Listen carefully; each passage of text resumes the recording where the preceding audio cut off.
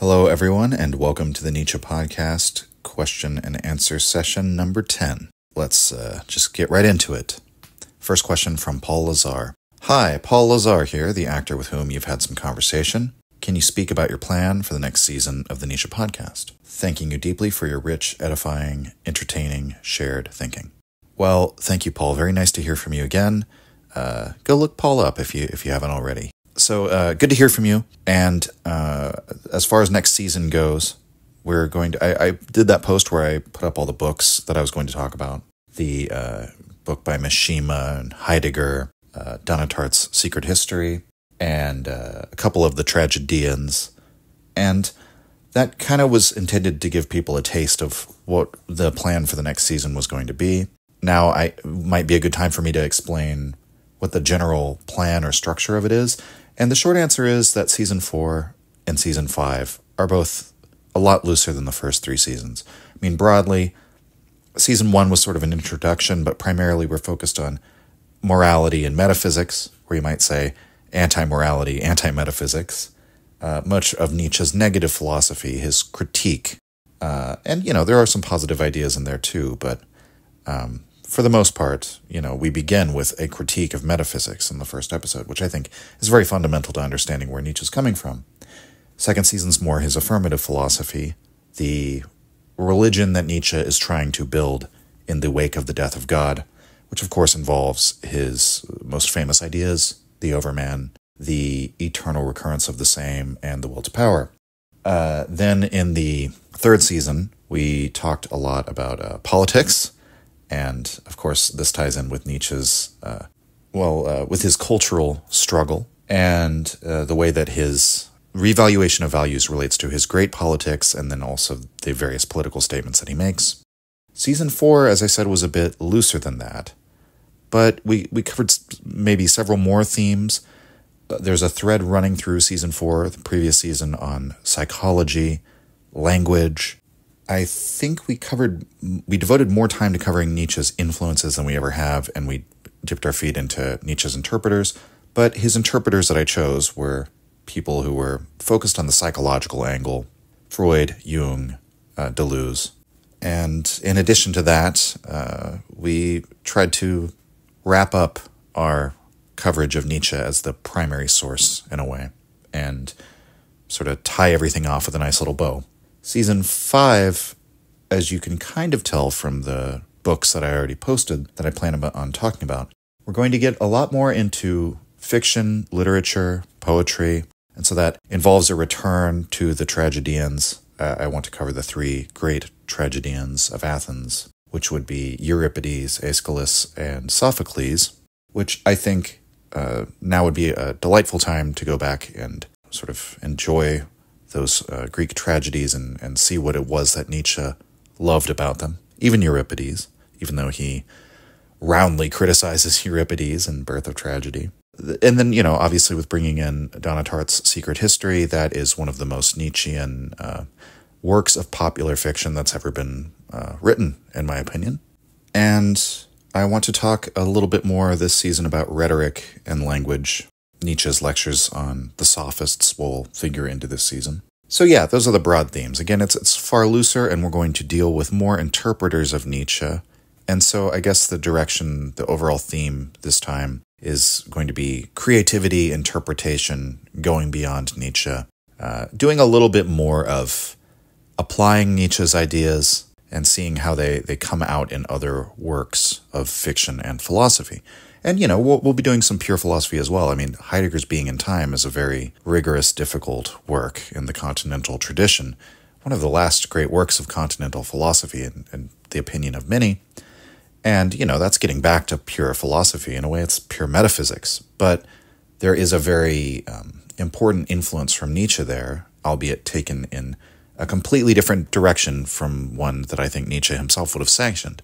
So I think it fits in, right? It's sort of like Heidegger's muse inspiring him to go in a completely different direction but how does Nietzsche play into that? And I think we'll see how a mastery of Nietzsche's material will help us approach Heidegger. So yeah, that's the plan for next season. So thank you, Paul. Next question is from Chris Hughes. He says, "Hey Keegan, 1. Can you tease out Nietzsche's quote, "Without music, life would be meaningless"? I would be particularly interested in your own experience with philosophy and music and how you think they relate and interact. So that's obvious. He has two parts to this question. I'll just go ahead and answer that as I read the question. So, without music, life would be meaningless. I think the actual quote is, "Without music, life would be a mistake." I believe that's from Beyond Good and Evil Epigrams. I could be wrong. Okay, so you kind of asked me two things, even in that first question, because if I'm teasing out the quote, I assume you mean for me to explain what Nietzsche meant. But then you ask about my own experiences with philosophy and music, so that's kind of how I would take the quote. So what I'll say is, first of all, the meaning, I think, behind what Nietzsche is saying there, or there's sort of a reference there in a way, possibly. That quote, that without music life would be a mistake, really reminds me of a quotation from Goethe that Nietzsche includes in Schopenhauer as Educator. And he says, quote, "I have often said, and will often repeat, the causa finalis of all natural and human activity is dramatic poetry. Otherwise the stuff is of no use at all." End quote. So, causa finalis, it means, the final cause. That's one of Aristotle's different types of causes of an event, or causes of a thing. And, the final cause would be the thing's purpose, the cause for which it was made, we might say. So the purpose of life is dramatic poetry. The purpose of all human activity, as Goethe says. So the purpose of our entire lives is to produce dramatic poetry, without which the stuff is of no use at all. And, that's a very Goethean sentiment to express. Having read Goethe's Conversations and many of his works and poems, I completely understand why Goethe would express that. I mean, just psychologically, the man is a poet, and he's primarily a dramatic poet. That's the perspective of an artist. The point of my life is to transmute these experiences into some great work, and from Goethe's perspective, poetry. So why would Nietzsche say that with music? I mean, there's also that quotation that Nietzsche said that he strove to write more musically than any philosopher had ever written, and he was also a musician himself and a composer of music, and apparently very much fond of improvising on the piano, which I can very much relate to. It's very fun if you have a decent command of the piano to just go and improvise. And so, yeah, Nietzsche sees himself as a very musical philosopher. Music is very important to him. There's perhaps this influence from Schopenhauer on his thought that music is the purest form of art in some way. I don't know if that's probably a bad way to put it. It's a very crude way to put it, but, music plays directly on the will. It purely deals with emotions. The musical story or the narrative that unfolds over the course of a piece of music is a sort of emotional narrative, or it's a sort of inner drama that is being expressed that we can then experience in a direct, immediate sensory way that moves us emotionally without having recourse to representations or images. So when you write an opera, and the piece of music makes you feel a certain way, one of the points that Nietzsche makes, which he shares with Schopenhauer, is that all of the imagery and the story and the characters and the narrative that you create of the opera, that you craft out of that piece of music, that's all secondary. That's all added on to the pure sort of emotional, artistic expression of the music. And this is why Nietzsche rants against the trend of the libretto in opera during his time, which Wagner was very much against. Wagner believed the music should be the primary thing. The libretto sort of conforms the music to fit around, or it makes front and center the narrative and the lyricism, we'll say, and makes the music secondary. And Nietzsche argues, I believe elsewhere in Birth of Tragedy, that I think this is in Birth of Tragedy, but if you were to write a piece of music and then, people will say, oh, it sounds like a springtime idyll or something like that. That none of that is actually proper to the music. It's not actually, whatever metaphors or representations that we create, those will all be added on according to, our attempts to sort of find some way of representing the content, the pure musical content. But you can't actually hear a piece of music and say, well, this is attempting to portray this or that, right? You can't come to any definite representational content from just hearing the music. If you were to hear a song without the lyrics, you wouldn't necessarily write the same lyrics with the same story that unfolds in the lyrics. You would just have the music. And so the lyrics are sort of drawing their power from the music. If you tell a story with music, with lyricism, you are using the pre-existent emotional power, that song that's going to make you feel a certain way just based on the way that it sounds, the relationships between the tones, the intervals that do sound a certain way emotionally. I mean, the most basic, to explain it to people who don't know anything about music, would be major keys sound happy, minor keys sound sad. But, and then you have different, other modes, like Phrygian mode, which is often used in heavy metal, which is going to sound more aggressive and, people say angry, something like that. But, music could be more energetic rhythmically. It could be more upbeat and busy and frantic, or it can be very slow and relaxed. It can be melancholic and pensive. All of these aspects of the music have nothing to do with whatever lyrics or scenes or things that you add on to it. And so that's why Schopenhauer thought music was sort of like in touch with the pure will, whereas all other forms of art that are visual or representational or verbal, lyrical, poetry, literature, etc., these are all a step removed from the immediate sensory experience of the will that occurs in music. And I think Nietzsche agreed with that, even as he departed from Schopenhauer and Wagner, because it is a very sort of pre-rational consideration in many ways. And I think it is something that Schopenhauer was right about. I would say I agree with most of this. I don't separate the world into will and representation the way that Schopenhauer does, but I can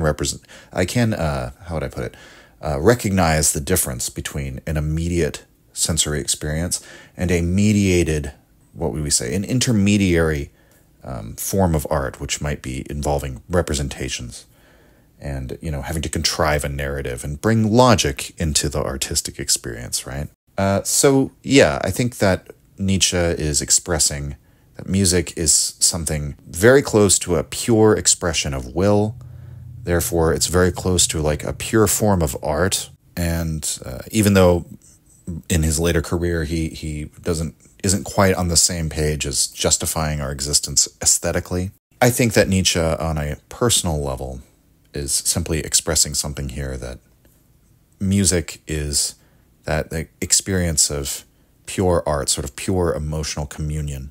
A lot of this is involved in my book, by the way, so thank you for asking a question that allows me to plug that. A lot of my book is attempting to understand what the artistic experience is, what the causa finalis of art is, what is the purpose. And it involves sort of uncovering what the nature of the relationship between the artist and the audience is, and how the artist kind of wishes to enter into some sort of communion with the audience. And Nietzsche also talks about that. There's a aphorism in Twilight of Idols where he talks about the ecstasy of the artist being a prerequisite for all great art, is like a sort of overflowing wealth of feelings that he means to share his riches with the audience.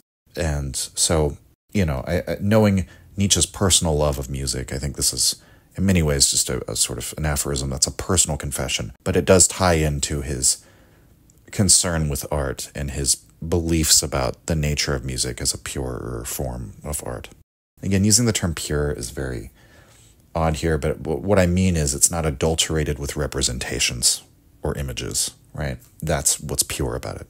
Okay, second part of your question. Can you also tease out the quote you mentioned in one of your episodes? I am afraid we are not rid of God because we still have faith in grammar. This is a deeply interesting quote, slightly baffling quotation, and I would love to hear you speak more deeply about it. Okay, well, thank you, Chris. Thank you for those great two questions. Okay, we're not rid of God because we still have faith in grammar. This is one of those statements that's almost so condensed or compacted with meaning, spanning so many ideas across Nietzsche's career, that it's very hard to give a very quick summary of what he's saying there. But if we'll recall many of Nietzsche's comments on Platonism and just the overall metaphysics of being as it exists within our language. What do I mean by that? The idea of a word concept, it's an abstraction by its very nature. Because by creating a word, you're creating a conceptual category, which is then let's take adjectives, for example. This is a good way to talk about it. Adjectives. So when you're talking about the qualities of a thing, an adjective like to say that someone is clever, or to say that something is spiky, or to say that something is green. None of those, when you refer to those qualities, those adjectives in the abstract, I'm not referring to any individual spiky thing like a hedgehog or a clever person, or to a green apple or an object. What I'm referring to is the abstracted notion of spikiness or greenness or cleverness that can then be applied to, we can then recognize that quality, that adjective, in any number of subjects or objects. In language, we abstract that quality out and turn it into a concept. And that's what abstraction quite literally means or indicates, is taking some quality away from the particular instantiation of the thing and noticing that that quality is a general category that you could then apply to many things. And so, and of course with this, as we recall from Rousseau's remarks in his discourse on inequality, that when we invoke the concept of a tree, for instance, we're not talking about a specific tree or even a specific kind of tree, that in fact, the usefulness of the word concept tree actually comes from the fact that it is generalizable, that it does not apply to any one specific thing. So that's the way it would also work with nouns. And so all of our word concepts in some way are Platonic. This doesn't mean that we literally believe the words are Platonic forms, as Plato did. But the argument would perhaps be something along the lines of that Plato, in seeing the Platonic form, or the Platonic ideal, or idea, rather, as more real than the real, the intelligible world, the world of the intellect, uses things like these general categories, these abstracted qualities, which are not real except in the mind. I'm taking a nominalist position here, but I think that fits with Nietzsche's position. And so Plato's confusion in getting those two things backward would be something similar to a faith in grammar, or perhaps an implicit belief that the way that thought works, or that language works, and in some sense conscious, rational, discursive, deliberative thought, is inevitably linguistic thought, because, what would it even mean to take thought out of that form if you're not thinking in terms of these abstracted or generalizable categories? You can't even put together the most basic syllogism. To say, if X, then Y, there is X, therefore Y. What are X and Y other than these generalizable categories, right? And so the very laws of logic, I think it would be fair to say that logic is inherently linguistic, and linguistic communication has a certain logical structure to it, that the two things go together, hand in glove. And so as for what this has to do with still not being rid of God, well, God is in some sense, the appeal of God, the psychological appeal, is that God provides us with a universe which is ordered, or it's structured, a universe which conforms to logical laws. And the reason why is because those laws come out of the mind of God. It's a universe which is created by a personal being, a conscious mind, where consciousness precedes existence, and therefore where we might expect logical laws to obtain over material reality. Whereas Nietzsche would argue that, in fact, when we come up with the laws of logic, it's not as if they're false, right? They are useful to us precisely because we are the types of beings that we are, and they obtain on the level of existence that we perceive and that we interact with. They're useful for facilitating our activity and our goals. And the problem would be mistaking those logical laws, which are sort of hand in hand with the laws of linguistics, for something, again, the Platonic mistake of more real than the real. And that Platonic mistake, that's sort of the whole project of the pre-Platonics, right? That concludes with Plato. This is the search for the nature of being. What is the one? What is it that truly exists? For Plato, it's the good is the one, And there's a reason why Neoplatonism dovetails very neatly into Christianity. And the belief was among early church fathers that, Plato was one of the virtuous pagans who was on the road to discovering the truth of God's existence through reason alone. So, Nietzsche's point in this passage is that so long as we still believe in things like being, so long as we still believe in things like the laws of logic, God will always be there in our thought, or something like God, something like the monotheistic view of the world. And it is funny, just as a side note or an ending note to put a fine point on it, that is quite literally an argument that was used by Christian apologists, the transcendental argument for God, which basically says, in the same way that you might say the teleological argument will appeal to, look at the fine-tuning in the universe. It seems as though the universe was created for the purpose of bringing forth life, for the telos of bringing forth life. Atheism can't explain this. Theism can. Therefore, there is a God, right? The transcendental argument for God is simply the same thing, just saying the laws of logic exist, and you can't explain where the laws of logic would come from in a materialistic universe, therefore God exists. And I used to spend a lot of time debating theists on this, and now I look back on that and, I can have a good chuckle about it, because what a waste of time, but, that's youth. Okay, so moving on. We have a question from Jack Edelstein. Terrific podcast. I'm interested in learning more about the concept of revaluation of values and how that might apply to our current civilization. Well, I did talk about this in the podcast in the past. I would recommend, the episodes on nihilism. There's one in season 2 called Nihilism and one in season 3 called The History of European Nihilism. I think both of those would be very useful. That might be a concept that I could maybe do a whole episode on, just the revaluation of values. But to give a short version of the whole argument, I think a very useful phrase is the highest values devalue themselves. And as for what that means, we could use an example. We could even use an example within an individual human life. Because, as Nietzsche says, we free spirits are already a revaluation of values incarnate, so to speak. I forget exactly how he puts it, but, you can have your own personal revaluations of value. But the path that he sees in particular, and that I think Nietzsche sees as a kind of inevitability that has happened in the past and will happen again in the future, is that a value reaches its ultimate conclusions and, in some way, undoes itself. And so we might consider the example of a hedonistic person. And what I mean by hedonism here would be base sensory pleasures, right? Food and drink and sex and so on and so forth.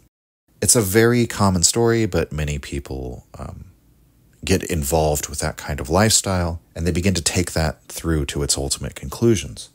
And I should say there's something very physiological and concrete in the way that Nietzsche thinks about this, because he would say that what's happening is that if you're repeatedly stimulating yourself in a certain way, eventually you will become more tolerant, and you'll try to overstimulate yourself, and you'll become tolerant even of that. And eventually you will need massive amounts of stimulation in order to feel anything at all. In the way that when somebody has like a porn or a sex addiction, they have to get into more exotic and intense things in order to get the same sort of feeling that they initially had, or a drug user building up a huge tolerance, having to take, a huge amount of fentanyl to feel anything. And then, what happens? Well, in that case, it might literally kill you. But in the case of somebody using a more benign form of stimulation, that quite simply, if that was a thing that you valued, if that was a thing that you sought after, physical sensory pleasure, that value will quite literally, in a physiological, concrete way, devalue itself, that you no longer get the stimulation out of it that you once did. So it no longer holds the same value to you. And we might say that if we then take this to a society-wide level, or more properly speaking, civilizational or cultural-wide level, you might see the whole thing, that whole story play out on the level of a whole society. That the thing that society valued, that they sacrificed everything towards, that everything was subordinated towards this value, devalues itself. And what then happens to the civilization when they no longer have that anchoring value. And that this is a process that's very gradual and, Nietzsche would say, necessary. If you want to be dramatic, it's fated, or it's their destiny or something like that. Nietzsche would say that, as he says in that passage in Twilight of Idols, that the church and morality say that vice and luxury that vice and luxury are the cause of a society falling into degeneration and decline. But Nietzsche says, well, my higher reason says, when a society begins to fall into degeneration and decline, they need greater and greater stimulation, and thus vice and luxury luxury becomes ridiculously opulent and over the top, and all these vices become just absurd, ridiculous, excessive forms of stimulation, because that's what a declining physiology needs to feel anything at all. And so there is an aspect of the revaluation of values which is simply part of the cycle of life. For Nietzsche, he doesn't think of values in this way, that there are these eternal values or tablets of what is moral or right or worthwhile that hang over mankind. Every value, every thou shalt was once an I will, as he writes in Zarathustra. So every value every tablet of values that has hung over mankind, he talks about this in the Zarathustra passage, 1001 Goals, man fashioned them for himself, right? They were all man-made. Every one of the civilizations that he lists in the 1001 Goals no longer exists. He talks about the Greeks and the Persians and so on and so forth. And they're all, have gone the way of the buffalo now.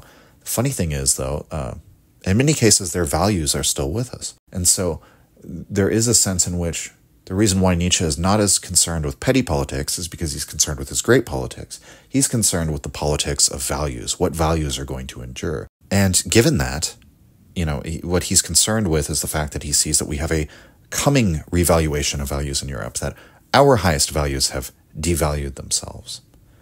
And what does he mean by that? Well, most of us know of how the death of God could be seen as part of the fallout of the scientific revolutions, demystifying the world, desacralizing the world, and the great danger that will pose. Nietzsche also says in Thus Spoke Zarathustra that the Christian God died by choking on his all too great pity, and that perhaps now that we understand man as an evolved creature, now that we understand perspective and that, understand that psychology and not metaphysics ought to be enshrined as queen of the sciences, then, if we psychologically analyze the basis behind Christian pity, what would we get? Well, in Nietzsche's opinion, it would be what he gives us in the Genealogy of Morals, that beneath Christian pity is this aesthetic ideal, which is based on guilt, which is based on ressentiment, and that has a very ugly origin, that the sort of uncovering psychologically that the entire basis of Christianity was a revenge against the physical world, the material world, and everything that is good and pleasurable and enjoyable about it. And that, in a way, we have an example of the highest values devaluing themselves in that first aphorism we talked about on the first episode of the podcast. That is the value of a metaphysical true world devaluing itself. And so this is a natural thing. It's a process that's happened many times. It's happened in the pagan world. We talked about that in the episode on Carl Jung. The great Pan is dead, right? God has died in the past. And then that was a revaluation of values when the Christian civilization rose up and took over from the pagan civilization. Nietzsche says there was sort of these aren't all equal events in terms of their scope and their importance, but there's a sort of a revaluation of values going on in the Renaissance. That the Renaissance, in many ways, is a revolt against the otherworldly, medieval approach to life in the world. That there was a more life-celebrating, more evil and wicked and amoral and immoral approach to life that we saw on the Italian peninsula. Sitting in the seat of the Vatican, we had popes that were, having adulterous affairs and raising armies and struggling for power. People who wanted worldly things and were granting worldly pleasure for in exchange, they were selling indulgences. And then, you could see Luther's Reformation as its own revaluation, in a sense. Really, more properly, that's sort of like a reaction to a attempted revaluation. And so now, with the completion of the scientific enlightenment and this mechanistic analytical worldview that's taken over, which Nietzsche sees all of that, by the way, as just the next iteration of Christianity, there's the opportunity, however, because of the fact that that's actually a wonderful way to understand the way Nietzsche would see the modern world, right? The modern world with its utilitarian morality, which is really just a pity-based morality, because it's a morality about reducing suffering. I mean, that's the entire ascendance of pity is a way in which values devalue themselves, by the way, because we could say that, life would be more pleasant if there were less suffering in the world. Well, how do we have there be less suffering in the world? Well, we create more pity in human beings so that they'll want to end suffering. But what that actually does is, you're suffering and now I have pity for you and I'm suffering too. And that's sort of Nietzsche's argument, whether you buy it or not, that pity made life less appealing. Christian pity made life less appealing by getting us all to imagine and represent to ourselves all the suffering of the world, to represent the world as the place where the just man is tortured to death. That is the supreme image of Christianity. The justest, best man, the most good man that could ever exist, Jesus Christ, in agony and suffering, because that's what kind of place this world is, right? And so that maligning of the world, you might say, was driven by the desire to relieve suffering and to relieve the lot of the oppressed and suffering masses, but that ultimately it has the effect of making life seem less appealing. Life, on the whole, on the balance, just seems less appealing from that whole perspective. And so the entire modern worldview, which is secular, is sort of like a devalued version, a debased version of that same Christian vision.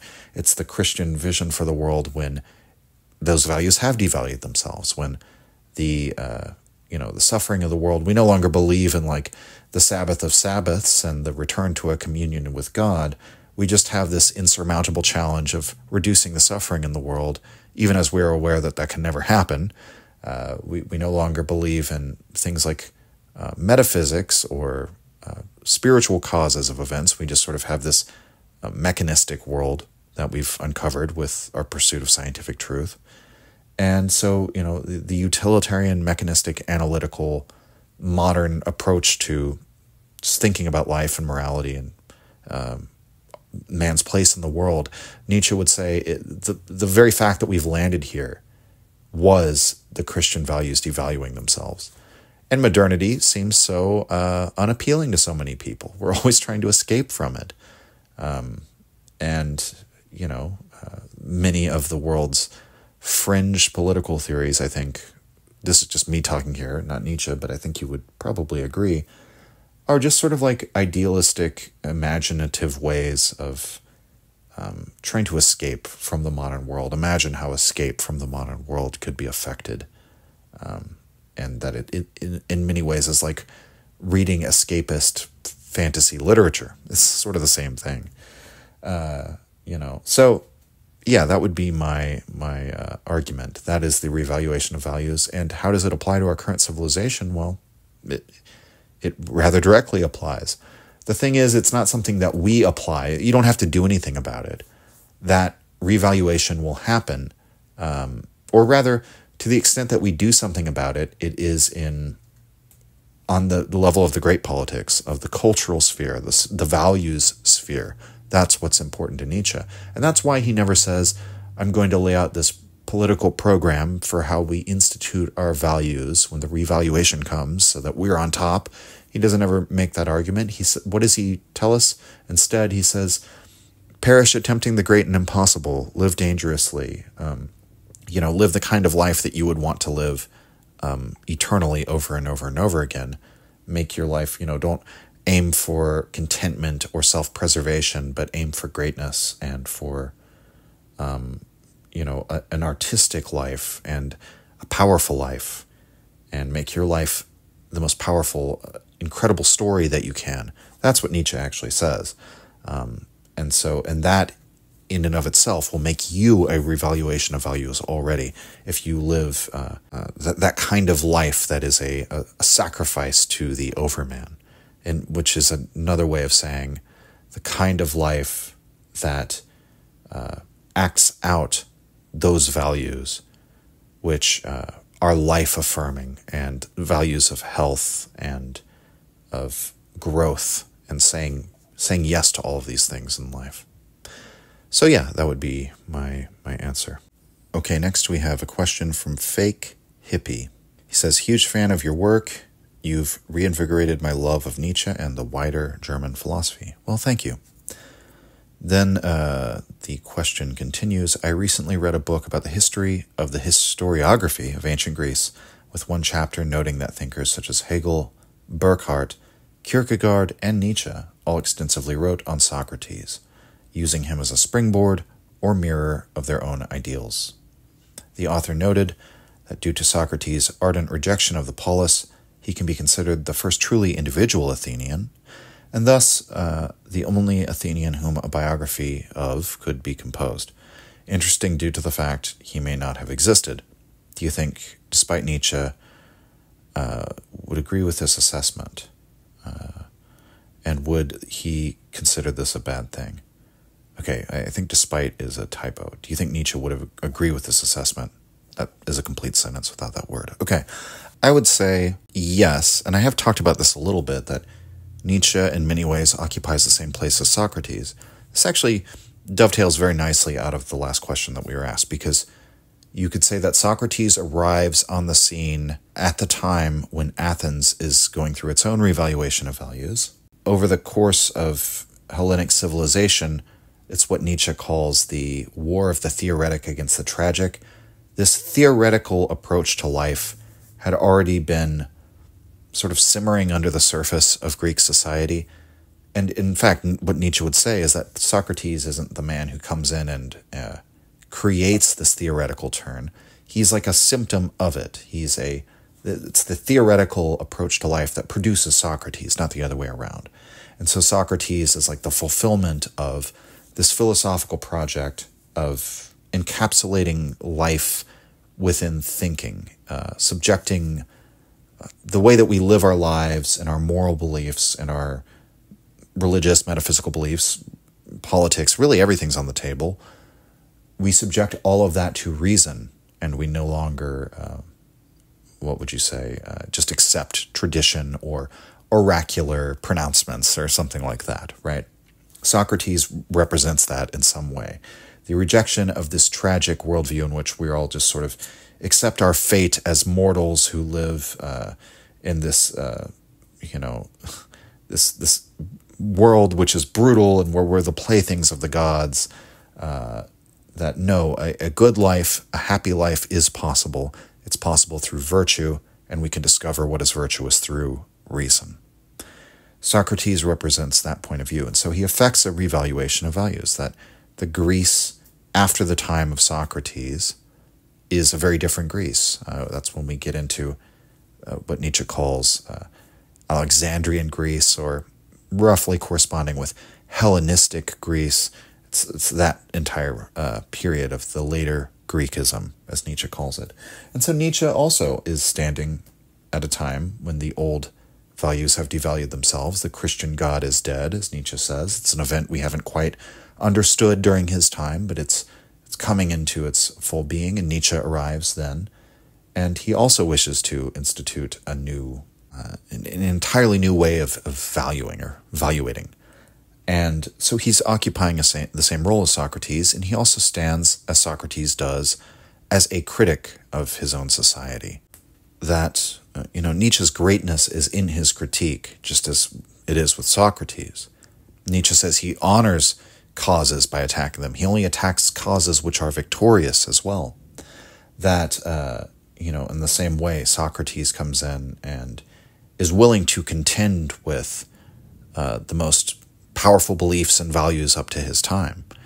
And Nietzsche similarly says, in Ecce Homo, he says, I'm about to present mankind with the greatest demands that have ever been made of it. And so there are very many similarities. We cannot ignore Nietzsche's comments that one does not fight, one cannot stop decadence by fighting against it, that they only hasten the process, which leads you to really believe that as Nietzsche understood that that's what Socrates had done, he had not saved Athens, but had actually perhaps hastened its demise, or rather, he had hastened the demise of those old Hellenic values, life-affirming values, the master morality, as we might say. And in the same way that we must conclude, since Nietzsche understands this, that as a critic himself, this is what he means to do. He means to hasten along those dying Christian values, which are producing this sort of utilitarian modern nightmare society, this mechanistic, sort of turning people into piano keys, as Dostoevsky says in Notes from Underground. Nietzsche thinks this is a old, dying, sick way of valuing, and we need to hasten it along, to shuffle free of its mortal coil. That that which is weak and ill-constituted shall perish, and should even be helped to do so. And so I think Nietzsche did understand himself as akin to Socrates, and I don't think he considered it bad, because what was bad about Socrates was not that he occupied that role. What was bad about Socrates was the way in which the values he promoted, the theoretical way of life, well, I mean, we could say that it has concluded in the very society that Nietzsche wishes to do away with, to overcome and move on to the next thing. That being said, especially in his early career, and even through to the end, but more so in his early career, Nietzsche saw the greatness of Socrates and had admiration for him, because it's not as if Socrates couldn't have accomplished what he did, this total overturning of the tragic worldview by means of the theoretic. He couldn't have done that unless he was an extraordinary individual in some sense, right? That he was a legislator of values. The philosopher, in the case of Socrates, was a legislator of values. In the case of Plato, he was a legislator of values. And so Nietzsche wishes to occupy that same role. And so he sort of puts himself on par with Socrates by criticizing him. And again, he honors Socrates as a victorious cause by criticizing him.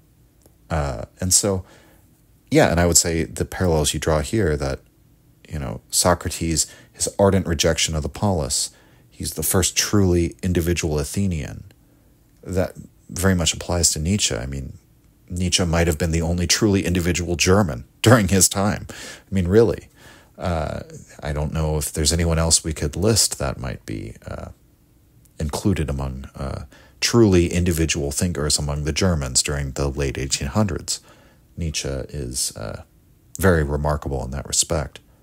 So that would be my answer to the question. There are very many parallels in ways in which they are doing the same thing.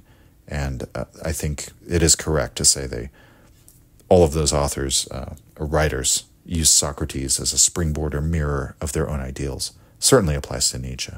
I don't know much about Kierkegaard, but for Hegel and Burckhardt, I would say certainly yes. And Nietzsche actually knew Jacob Burckhardt as well. So that's another interesting tidbit. Okay, let's move on. Alberto asks, 1, I remember reading a few months ago that you might bring something from Tolstoy to the podcast, maybe next season. Yeah, I hadn't initially planned on it until reading this question, but Tolstoy's essay, What is Art? Or is it a book or an essay? It's like 100 pages, the actual essay itself. Is that a book or an essay? I mean, you read the Apology on Behalf of Raymond Sebon by Montaigne, and that's an essay, but it's really a book. It's like 200 pages. And then, meanwhile, there are some people who write things that they claim to be books, which are really just long essays. Like I remember Ernst Cassirer's Myth and Language. Like I ordered it, and I'm like, this is like less than 100 pages long. This isn't a book. But, I guess it's all it's all relative. What is art is definitely what I would cover by Tolstoy, and I think it might be the proper time to talk about it since I'm taking the podcast in a direction where we're going to talk about more fiction literature. So, and it ties directly in with my book, the What is Art by Tolstoy. I talk about rather extensively in the book, and it's been very influential on my own thought personally. I haven't really talked about it on the podcast because even though Tolstoy does align with Nietzsche in some ways, it doesn't really relate to Nietzsche directly. And there are some ways in which Nietzsche might disagree with Tolstoy, but I think now might be the time to talk about it.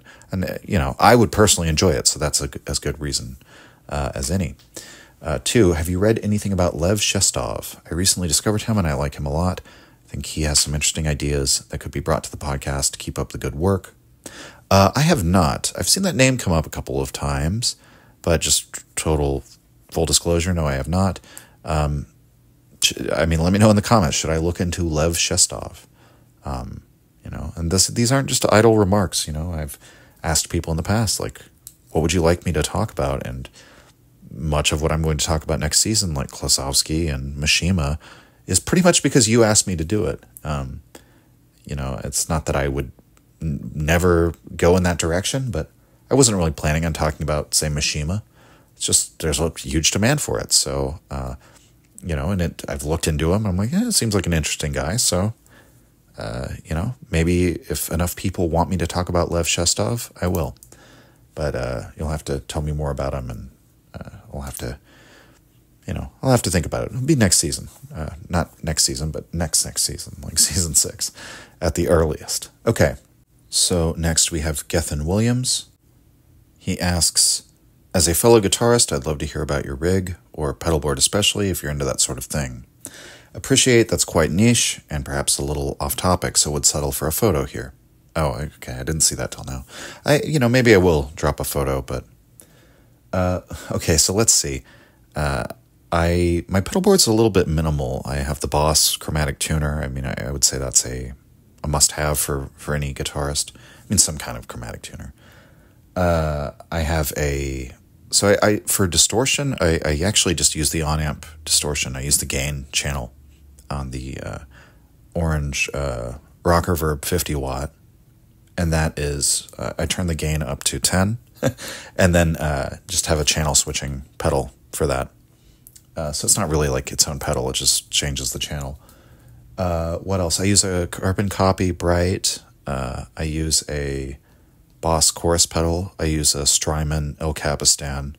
And I have Kirk Hammett's signature wah pedal, which I've used that thing for like 15 years probably. And it's a great wah. And occasionally I've used some other things, like I had a Gould Jr. distortion pedal. I'm trying to think of some other ones. And also the carbon copy Bright just died on the last tour. Another one when you tour and you beat this stuff up on the road, it's like your gear definitely has a much shorter shelf life. So it's actually kind of amazing that some of these pedals have lasted as long as they have. As far as the amp, so I already said Rocker Verb 50 watt orange. And I just have 2 orange speaker cabinets, a 212 and a 412. It's funny you asked this because I recently found an old rig rundown video we did in like 2016. We were in, I want to say like Charlottesville, and some kid said, hey, can I do a rig rundown with y'all for my YouTube channel? And I went back and looked at that, and it was amazing to me how many of the things that I still use now I actually still had, which is kind of amazing. Different guitar, some different pedals, some of the same pedals though. I like what I like and I stick with it. And I've always been I'm more focused on like composition than I am on playing guitar. And so I've never been as into gear as a lot of guitarists are, because they're very, I think that goes hand in hand with like being really into your guitar playing. And I am like, obviously I enjoy playing guitar and I love it, but for me, it's like composing and writing songs is sort of my love in music. And, that's why when I started Slumbering Sun, I wanted a lead guitarist who could take that that weight off my shoulders of having to write leads and solos, because for me, that's always been like a struggle. Whereas, for Kelsey, that's what she loves. She loves playing solos and writing leads. Whereas I like to write the song, right? I like to write chord progressions and melodies and things like that. So, I'm not as into gear, but it was interesting to go back and look at our old rig rundown, and Jeff is in that video. If you are into gear, you might have seen some of Jeff's videos. He's kind of a celebrity in his own right when it comes to gear videos online. I mean, the famous video of 2 orange OB-1500s turned all the way up, if anyone's seen that video, or the video of the guy standing playing through like 8 orange rigs at the same time while the phone like vibrates from the sound waves, and the cops show up in like 3 minutes. He's like playing outside, the loudest thing ever. That's Jeff. That's my former bandmate. That OB-1500 video was shot in my practice room, and Jeff is well known. That electric cab that he has is also well known among the metal community. So, he would definitely be one to look up some of his videos if you're really into gear. That's my rundown. That's what it is. Okay. Michael Maza asks, 1. I remember hearing Nietzsche once ranked philosophers by how funny they were. Is there any truth to this, and what role does humor play in Nietzsche's philosophy in your view?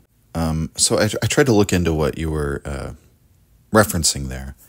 And I think what you're referring to is there's a passage in Beyond Good and Evil, and this is 294. Nietzsche says, quote, I should actually risk an order of rank among philosophers depending on the rank of their laughter, all the way up to those capable of golden laughter. End quote. So he's not saying that they're ranked according to how funny they are, but how much they are capable of laughing. That being said, I think there is some truth to just insofar as Nietzsche is a sophist, right, for lack of a better word. He believes the style and the substance, that the argumentative style, the rhetorical style, your oratorical style, the way that you present an idea, the way that you convey or communicate it, the words you use, shouldn't be separated from what we might think of as like the Socratic honest-to-goodness truth of what you're saying, so to speak, that one sort of depends on the other, that, the very fact that you might be able to, one of the best things you can do in a debate, right, is draw a laugh from the audience or from your interlocutor. If you can get somebody who doesn't agree with your point to chuckle a little bit and laugh and say, well, that's a good point, that's kind of true, right? There you go. We say something's funny because it's true, because that's actually true, because you laugh when some underlying truth has been uncovered that perhaps everyone was vaguely aware of, but nobody consciously articulated and brought into full awareness, right? So that's a long-winded way of saying that humor is it's an important and real part of rhetoric, which Nietzsche believes in and thinks rhetoric shouldn't be separated from the truth, that that's part of his just dispensing with the notion of dispassionate, disinterested truth, that the substance of what you say and the way you say it are linked. They are both important, and they're both related, and that it does speak to some, what might we say, some underlying power or force of argument if you are able to employ humor successfully. And it isn't just, the cynical modern way of looking at it would be, well, that's like a rhetorical trick. But I guess the point I'm making is, when a philosopher is able to present their view in a way that is humorous, that does make you laugh, does make you sort of chuckle, that is a point on the side of that philosophy for the truth of it, because the very fact that they're able to be funny and be humorous kind of indicates that there is probably some underlying truth there, or else it wouldn't be as funny, right? And so I think Nietzsche would broadly agree with sort of what you're saying, but the actual quote, as I found it, and maybe there is some other quote that I'm not aware of, is really the philosopher's ability to, what he's really talking about there, which might be something related, is their ability to take life not with a sort of grave seriousness, but to take life with maybe a kind of gay seriousness, in the sense of the gay science, right? And that laughter for Nietzsche is like dancing and like music, sort of its own justification, right? We don't need any justification for laughter. Laughter is consciousness being life itself, enjoying itself, enjoying being alive. And, laughter is this sort of expressive emanation of our joy in life. So that's why he ranks philosophers according to that. Their capability for laughter is their capability for affirming life. And as we all know, Nietzsche says, unfortunately, most philosophers have come down on the side that life is not worth living, and accordingly, a lot of philosophers are gloomy, dour, unpleasant people. But that's why he can enjoy somebody like Giacomo Leopardi, who is, in many ways, the philosophy that Leopardi puts forward is far more in the camp of Schopenhauer than that of Nietzsche. But Nietzsche always has good things to say about Leopardi. He doesn't turn on him like he does to Schopenhauer. Why is it? Well, Leopardi's funny. Leopardi, we get the impression, can laugh at his own plight in some way, or just his own situation in life. So those would be my thoughts on that. And then there's a second part to this question from Michael. He says, 2, what are your thoughts on the latest Pallbearer album? Love the podcast. It's gotten me back into philosophy, spurred me to write music instead of just covering songs with my band. Wow, that is great, man. Thank you. Thank you for telling me that. That's the kind of thing I love to hear, that we're like inspiring people. That's like amazing. Thoughts on the latest Pallbearer album? It's great. I mean, for me, I always go back to their first one, or I guess like the first 3 are so insurmountable. But that's not a dig against the new album. It's just, when you create 3 really incredible albums that are sort of genre defining in many ways, it's very hard to top them, right? So Pallbearer's new album, compared to most other new albums of bands that have put out this past year, I think it's definitely in my top 5 for sure. It might even be my favorite album that's come out this year. I don't know if I would rank it as even in my top 3 Pallbearer albums, though, if that makes sense. And that's, but, for a band that's been around as long as they have, and that album, it was kind of like a return to form with them, too. And I do get the impression that it's an album that it will probably grow on me with subsequent listens. I mean, I love the saxophone that they included on some parts, and I love the track Mind Burns Alive is just overall, I think, really brilliant. I would say,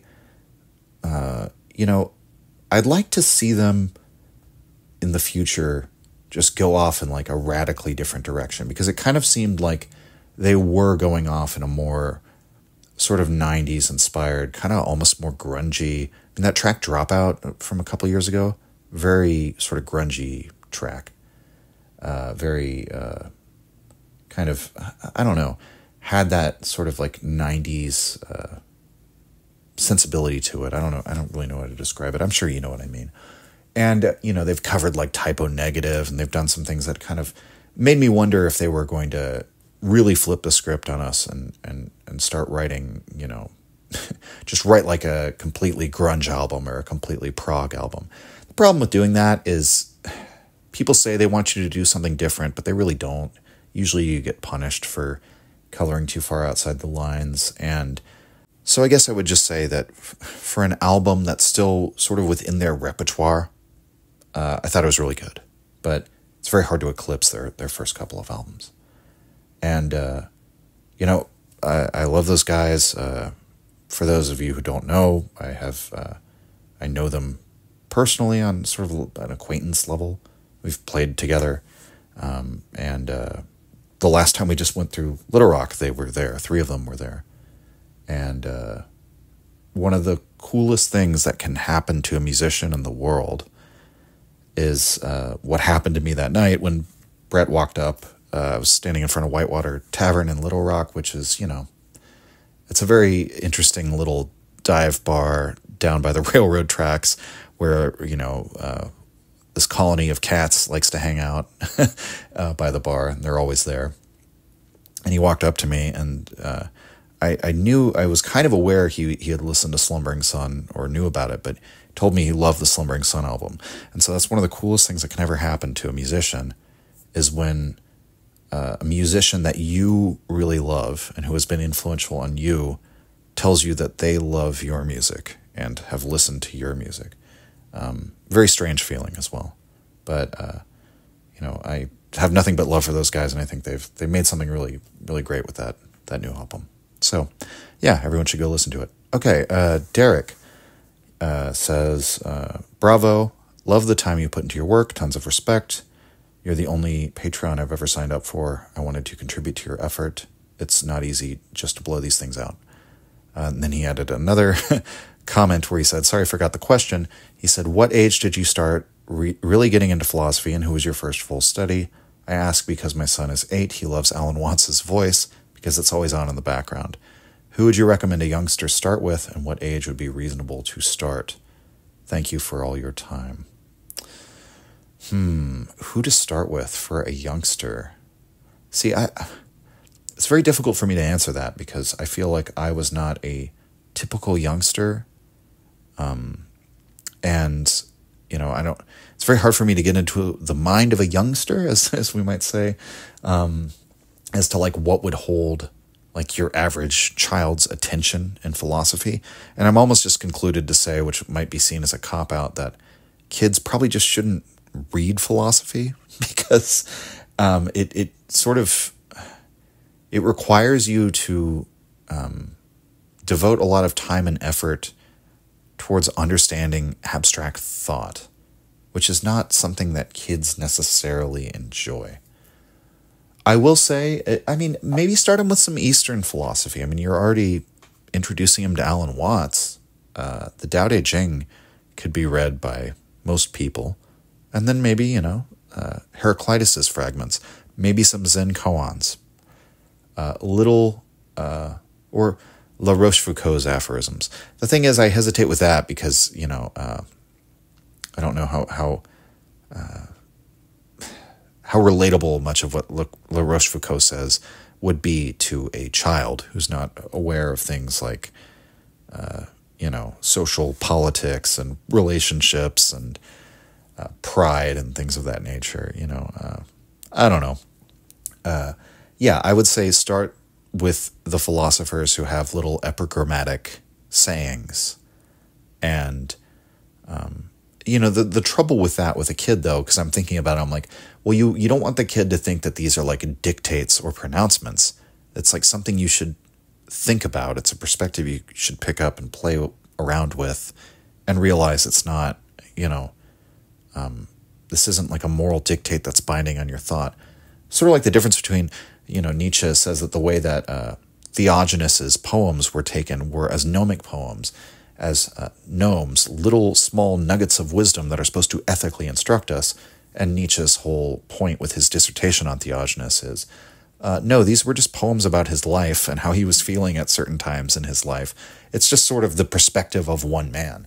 And so if you can see something like the Tao Te Ching as just a certain perspective that might elucidate something worthwhile to you, might give you a worthwhile perspective or way of looking at the world, then yeah, I'd say that's perfectly fine. If you think your kid can't understand that yet, because it is really hard. I mean, how do you, teach perspectivism to a kid? You're an adult, you're an authority figure, even if you don't want to, even if you don't want the kid to take your word as gospel as the adult, your son's 8 years old, he probably will, right? And, but, until he's a teenager, in which case everything you say will be incorrect. So, I don't really know. And I don't have any kids of my own, so I'm probably the wrong person to ask. Maybe in the comments, that's another thing people can help me out with what's a good intro to philosophy for kids. I know they've also made a bunch of books that are like the philosophy of Star Trek and the philosophy of all sorts of pop culture properties. And so maybe once he gets to the age of being a young adult, that might be the kind of thing that you could start him out with. But I'm sure a lot of people probably hate that I'm saying that, pop philosophy, mass-produced philosophy. But, a lot of that stuff is what gets people into the subject matter. And then, I think the main thing is you should bring, if I'm going to give child-rearing advice to all of you people, as a childless person myself, I think it would be very beneficial to make sure you include the Western canon, the classics, and education in the classics, I think, is invaluable and should be given to every child. But, aside from that, if you want to give them something that's a little bit more watered down or sweetened or something like that, that could be very helpful to getting the kid to have an interest in the first place, right? Okay, let's move on. Next one is from Michael H. He says, "Hi, I just joined. I discovered your podcast last year. It's really helped me get a deeper understanding of Nietzsche. I've read a good number of his books, but there are always more levels. I also have some familiarity with Marx, and although I no longer identify with the left, I'd be interested in your thoughts regarding him or a Nietzschean take on this. Why does he continue to garner devoted followers and academic citations despite the economic theory, in my opinion, being bunk and socialist states failing long ago? Is it just a matter of people being dissatisfied with capitalism and his name coming up as the supposed authority on critique of it? It can't be because he is fun to read. Is it crypto slave morality in the guise of an amoral critique, or is it frustrated millennials whose ambition and capitalism were thwarted by elite overproduction? Or is there something to it that I'm not seeing? Sorry, that's a lot of questions, and you may not be interested enough in Marx to answer, but curious if you do have thoughts regarding this. If this is too political for the show, I understand. No, I'll answer it. I think that Marx actually does have some valuable ideas. What would we say? Falling rate of profit. I think that's a legitimate critique. I think the notion of, commodity fetishism and the idea of capital sort of becoming almost like the primary agent in capitalism, like capital itself could be described as like a literal god that becomes enshrined insofar as our, what might we say, all of like the actions and apparently rationally deliberated out decisions of all the people within the capitalist system are actually just driven by these incentives, which are in some sense like necessary and causal and the primary driver of their thought. As for the slew of things that you say, why is Marx still read, or like what is the appeal? I think it is people being dissatisfied with capitalism. And I think, as I was talking about earlier, I think many people are just very much dissatisfied with modernity.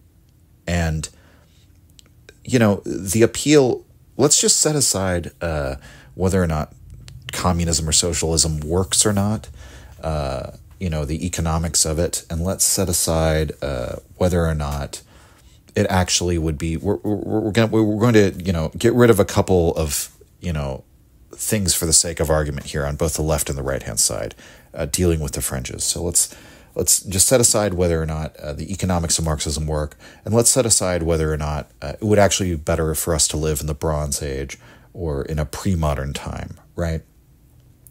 I think much of what might we say, the current political fringes, explaining them, can just simply boil down to people are broadly dissatisfied with modernity. They're looking for some sort of way out or some sort of escape on the society-wide level.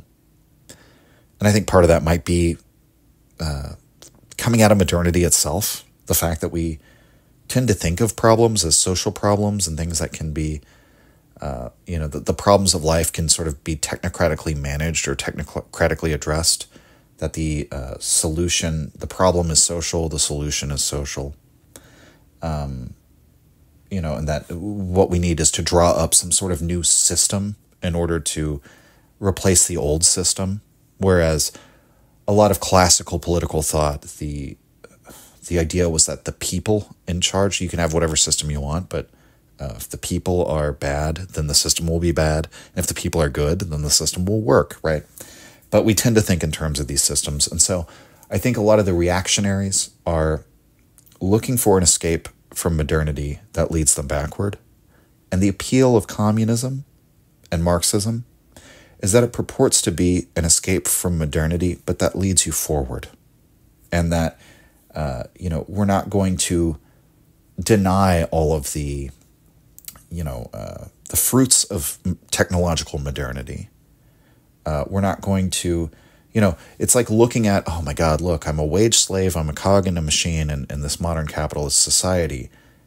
And then you look back and you're like, well, it was at least, if I was like a feudal serf, at least I got some sunshine and fresh air, right? And physical activity. And is it really so bad to go out and till fields in nature and live a simple life with my family in a tight-knit community where everyone understands what their social role is? And isn't there a comfort in that? And isn't it kind of idyllic? And isn't that sort of appealing, right? There are some people who just, that's as far as they go, and they become romantics. There are others who say, well, yeah, but I don't really want to be a feudal serf either. And also, is it really possible for us to go back to that? It's not really possible. We wouldn't be able to, without like this complex global system of trade and modern industrial agriculture, we couldn't even feed all the 7 billion people on Earth. That's why if like you read like Ted Kaczynski's, Industrial Society and Its Future, he admits, and this is to his credit, his honesty, because he wants to completely go back. He's like a true romantic reactionary who wants to go back to like hunter-gatherer lifestyle or small subsistence agriculture on a small scale. And he fully admits, like, billions of people will starve to death. It's entirely impossible for everyone to be fed if we go back. But in his view, technology is like leading towards this sort of inevitable enslavement of mankind if we continue along this path. And so he basically thinks, or that it will derail itself and will, lead to mass death and destruction and chaos anyway. So we might as well like rip the Band-Aid off and do it sooner than later, right? The appeal of communism is basically having your cake and eating it too, right? Or as I think Kaczynski would say, eating your cake and having it too, that we are going to get out of modernity and out of this system of, technological, capitalist, industrial, post-industrial domination and enslavement of mankind. But we're going to get out of it by going through. We're going to sublate it. We're going to the next stage. We're going to take all of that technological material power that we've developed and use it not for the benefit of a few people, but in the name of the good of all mankind. Our goal is the happiness of all mankind, right? And so that's the appeal. And you can say, well, it doesn't work, or it led to millions of deaths. I mean, and by the way, I just want to make a quick point about that and how we're always bringing up the millions killed by socialism and Marxism. I'm not a Marxist. I'm not a socialist. I'm not trying to be an apologist for these ideologies. The point of what I'm about to say is not to say these people did nothing wrong or it would have been awesome to live in the Soviet Union. But I do want to point out the Soviet Union had the largest GDP growth relative to where they started as feudal serfs of, like any nation in the world in the 20th century. That was the Soviet Union grew economically more. Now you can say like, well, compared to America, it would have sucked to live in the Soviet Union. Look how, you can look in the 1980s, how their grocery stores, the shelves are empty. And over here in America, the economy's booming. But I mean, relative to where they started as serfs living basically a medieval existence, they did pretty well for themselves. And you can say, well, the price of that was millions of deaths. Okay, well, the price of laissez-faire capitalism was millions of deaths. I mean, and I don't just mean in some like abstract sense. I mean, You look at the Irish potato famine, or look at what the East India Company imposed on India and the Madras famine. I mean, these were, what happened in the case of India is they went in and basically, through global trade and the power of international capital, destroyed the local textile industry that most people relied on to survive, and returned a lot of the populace to subsistence farming to survive, because they weren't very interested in sharing the wealth with them, because why would they, right? They're getting wealth for themselves and for their own company and their own countrymen.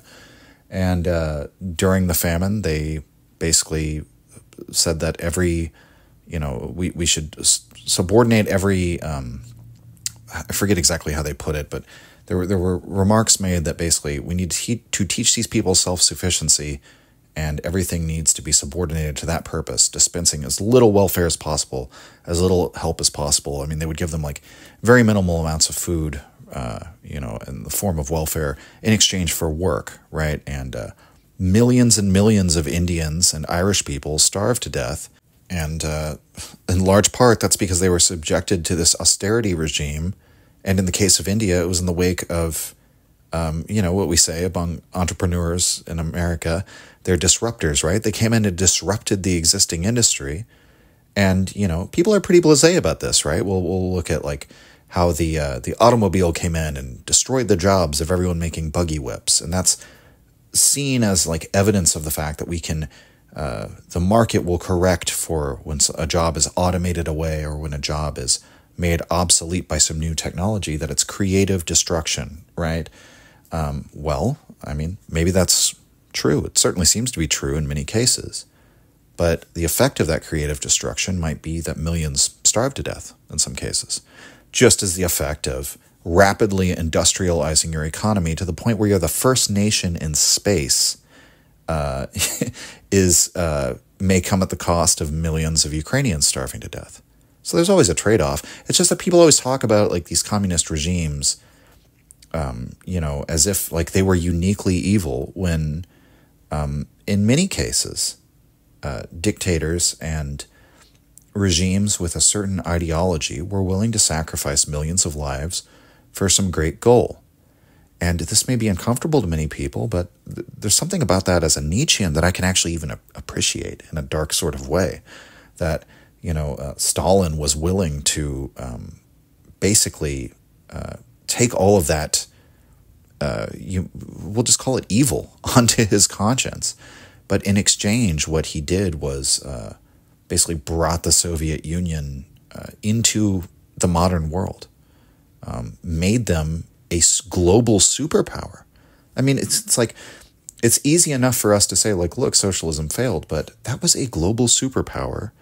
And Russia was always seen as sort of like the backwater, like, and the most, among just the general populace, like the least culture and the most sort of poverty and hardship. And they became a global superpower. With some of the worst land on Earth, just speaking in terms strictly of the climate.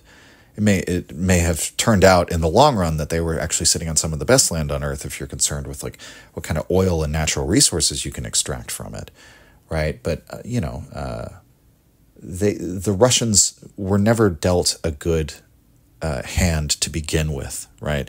If we were playing a game of Civilization 6, they got a pretty rough starting settlement. But they managed to really powerfully industrialize and become like a really powerful country, to where they were one of two superpowers on Earth. And we look back on that and say, well, communism failed. It's like, that's the point of that story to me is not so clear that communism failed. It is that it's sort of like, does seem like there's a deal with the devil. There's a massive trade-off there. I mean, like, you look at even more deaths happening under Mao, but look at China today. And most people in China their understanding of communism is not that it failed. We in the West kind of scoff at them. We're like, you're not really a communist country. You're mostly capitalist, or you started to succeed when you included more capitalism. The Chinese look at it differently, and, we don't need to get into that and litigating that, but the short version would be that they would basically say, yeah, but the market doesn't run our society. Our political arm runs the economics. The economics are not running the politics.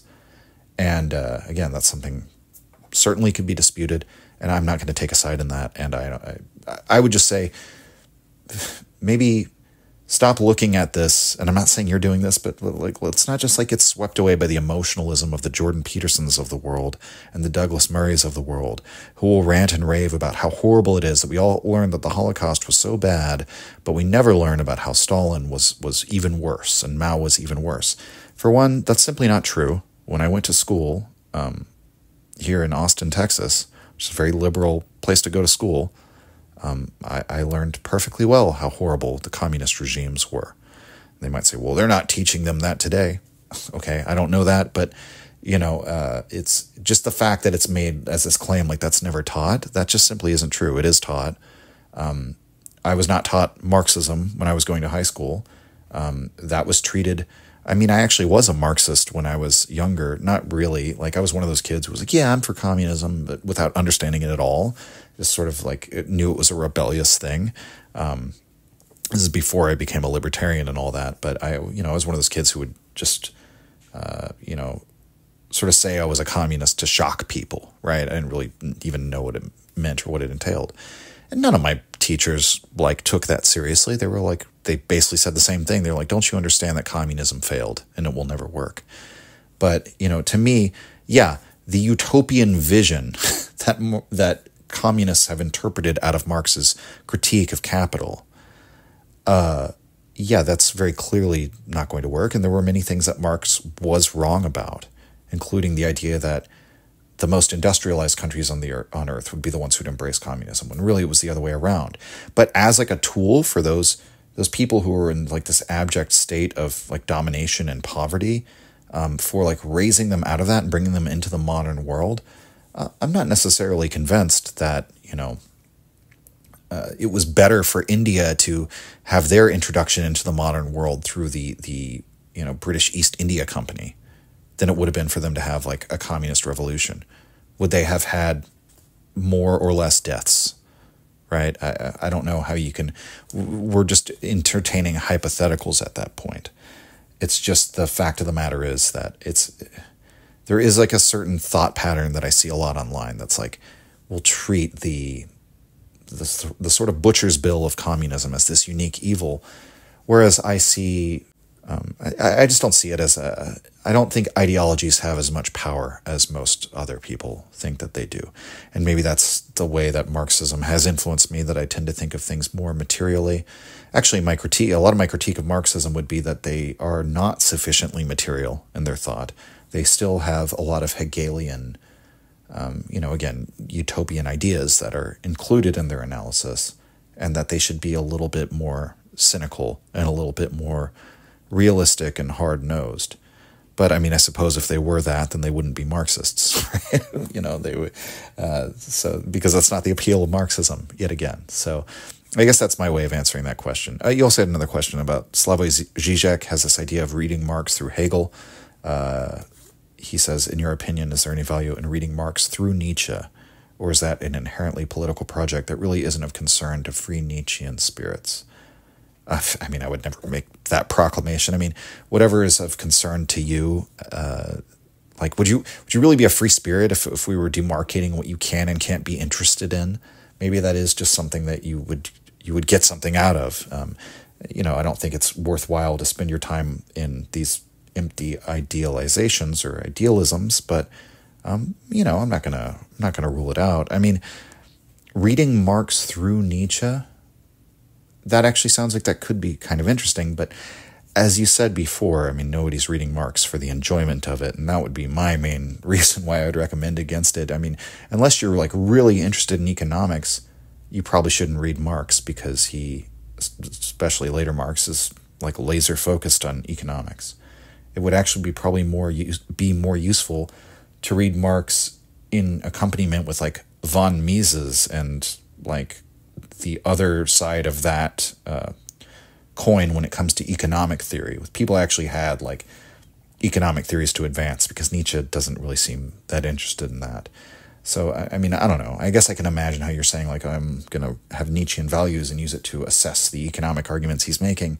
But a lot of times the economic arguments that Marx is making are actually economic arguments that you kind of have to agree or disagree with them on whether it fits like the empirical reality, not so much on whether it fits your values. That would be, in my view, the wrong way to approach Marx. So, I don't know. Do whatever you want. That's my answer.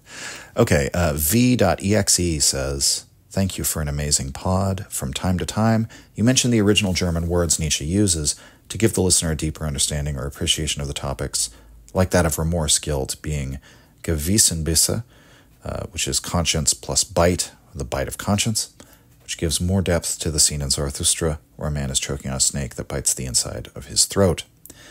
This has made me wonder about what other great nuances get lost when reading Nietzsche in English.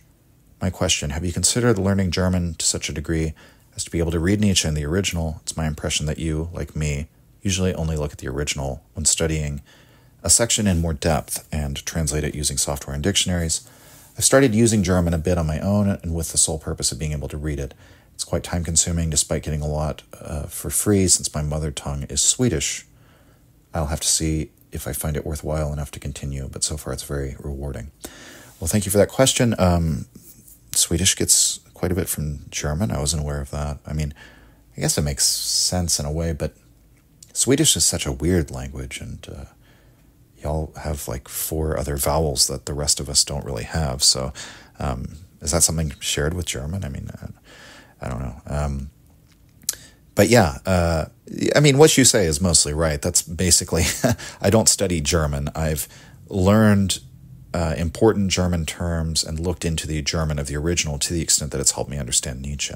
And a lot of that, what put me onto that was Kaufman. And that's why I'll always defend Kaufman. I'll always stand for Kaufman as long as I'm, out here and kicking in the Nietzsche podcast space, because for whatever faults he might have, I mean, the translations he produced and then the quality of footnotes and commentary, just for the purpose of helping the reader understand Nietzsche, is just so unparalleled. And it was Kaufman's notes on many passages in Zarathustra and Beyond Good and Evil, and just in the Gay Science, where I would be reading his works, and then he would say, well, let me explain what the German term is, or how this phrase is rendered in German, and what nuances may be lost here, supposing that, you were only to read it in translation.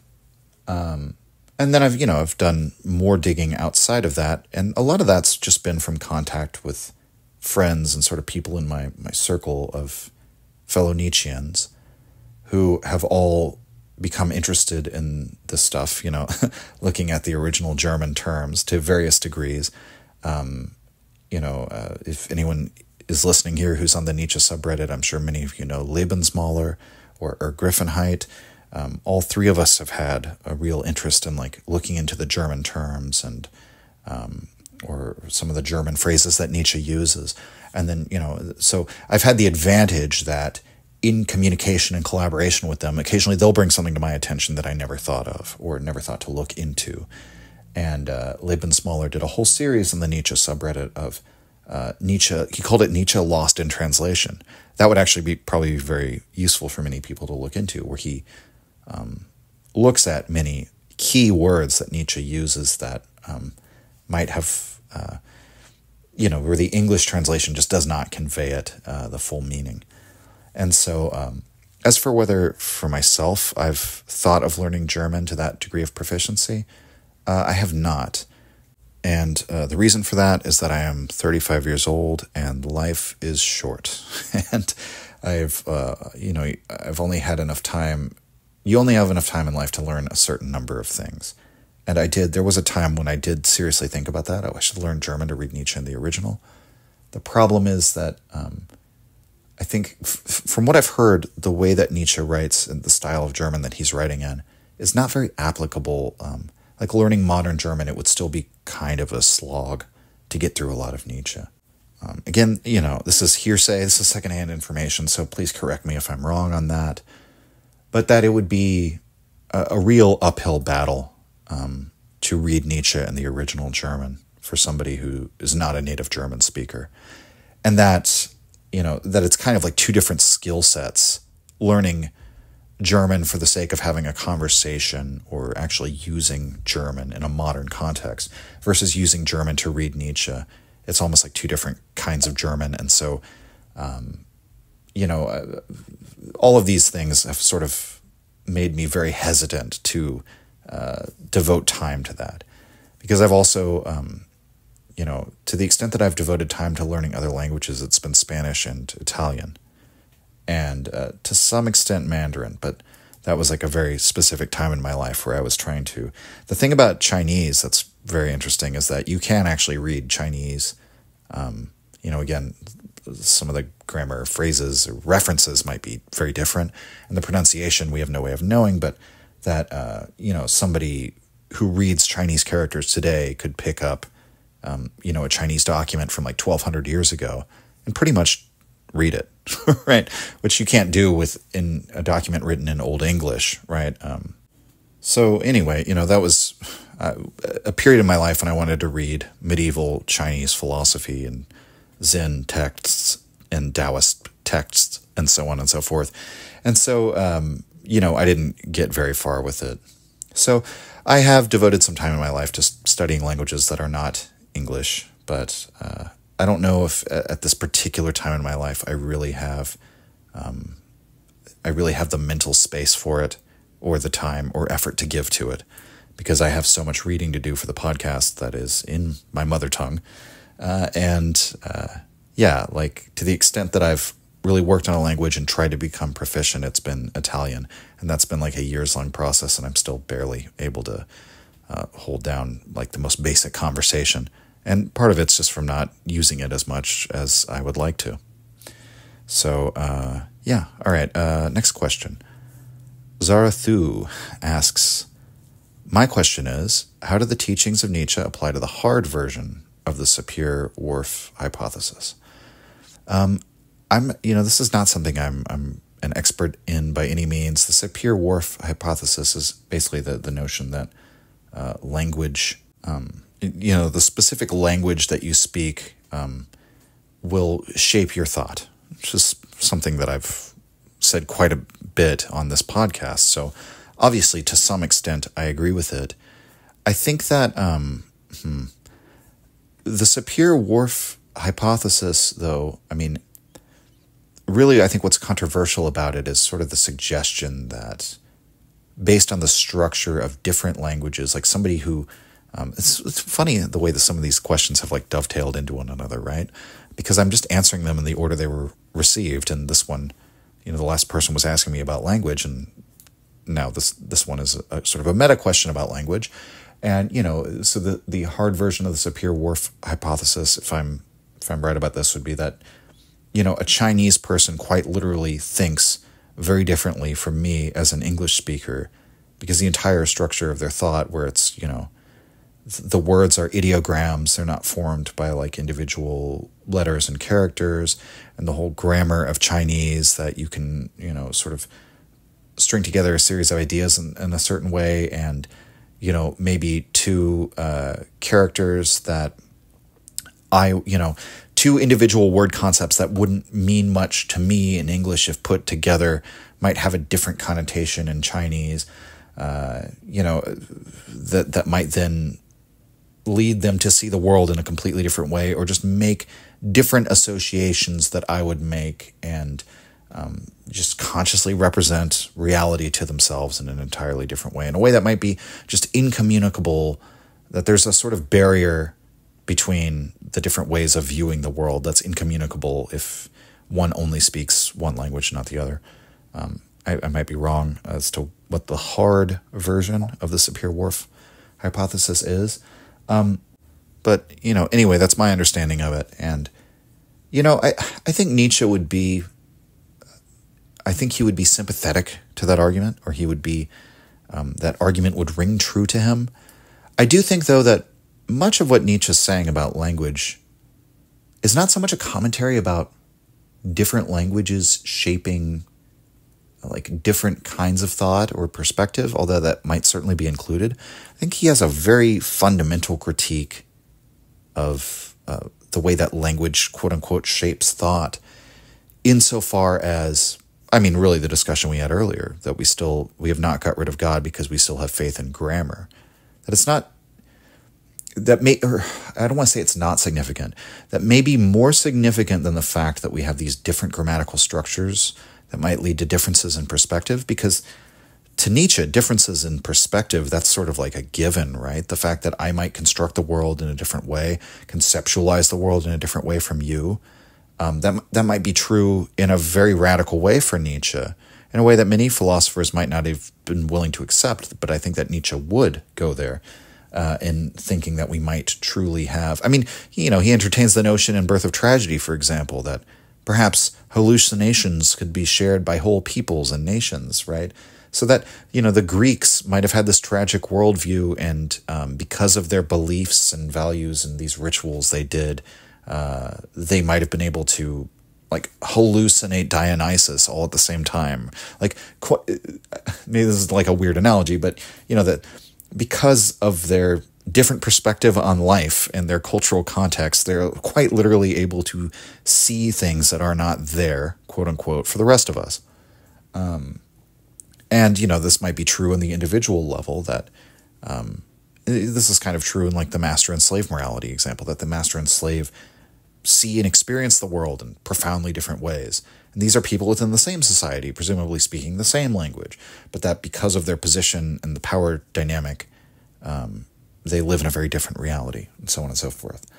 So, that's all true, I think, but again, he's making a far more fundamental critique that language, the differences between different grammatical constructions or structures to thought might not be as significant as the very fact that having a grammatical structure to our thought, and the fact that the way that we conceptualize the world is therefore within these linguistic, logical, structural, within that form, which is to say within a Platonic form, right? That Platonic nature of language itself, and the fact that our cognition is therefore bound up with language, and therefore adulterated with all this, like, Platonist inclinations or tendencies, that might be more significant than the fact that different languages have different ways of doing things, if that makes sense. That the very power of language itself and the significance of language itself is really fundamental to Nietzsche's understanding. So yeah, that's what I would say. All right, Judith has a question. Do you think that Nietzsche's attitude towards science would have been different if he had lived today? It seems to me that especially neuroscience has underpinned a lot of what Nietzsche has been proclaiming. For instance, that there is no free will. See Robert Sapolsky's Determined. Thanks again for all your podcasts. Can't wait for the next season. Judith.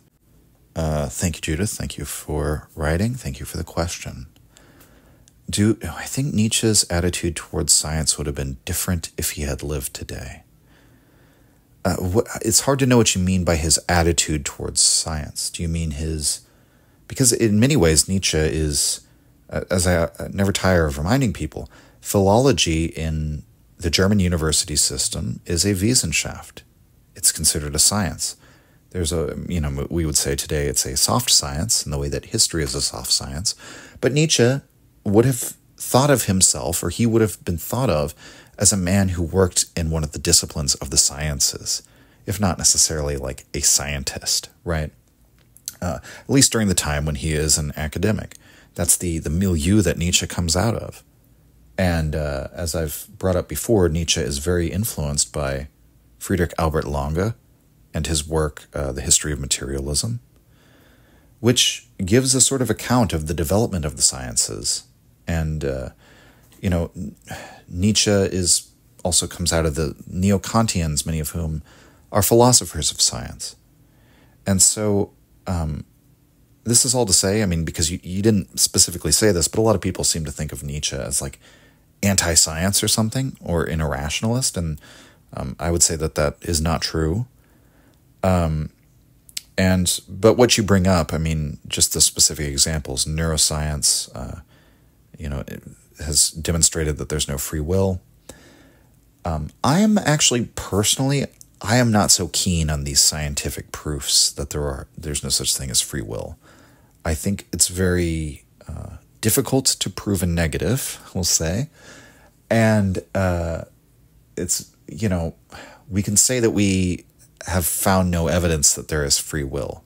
It's very hard to say that no such thing exists. I think you kind of have to determine logically that free will doesn't exist. Because empirically, I mean, why not? Why couldn't we find the free will gene or the free will neuron that, like, yep, this is the thing that gives us free will?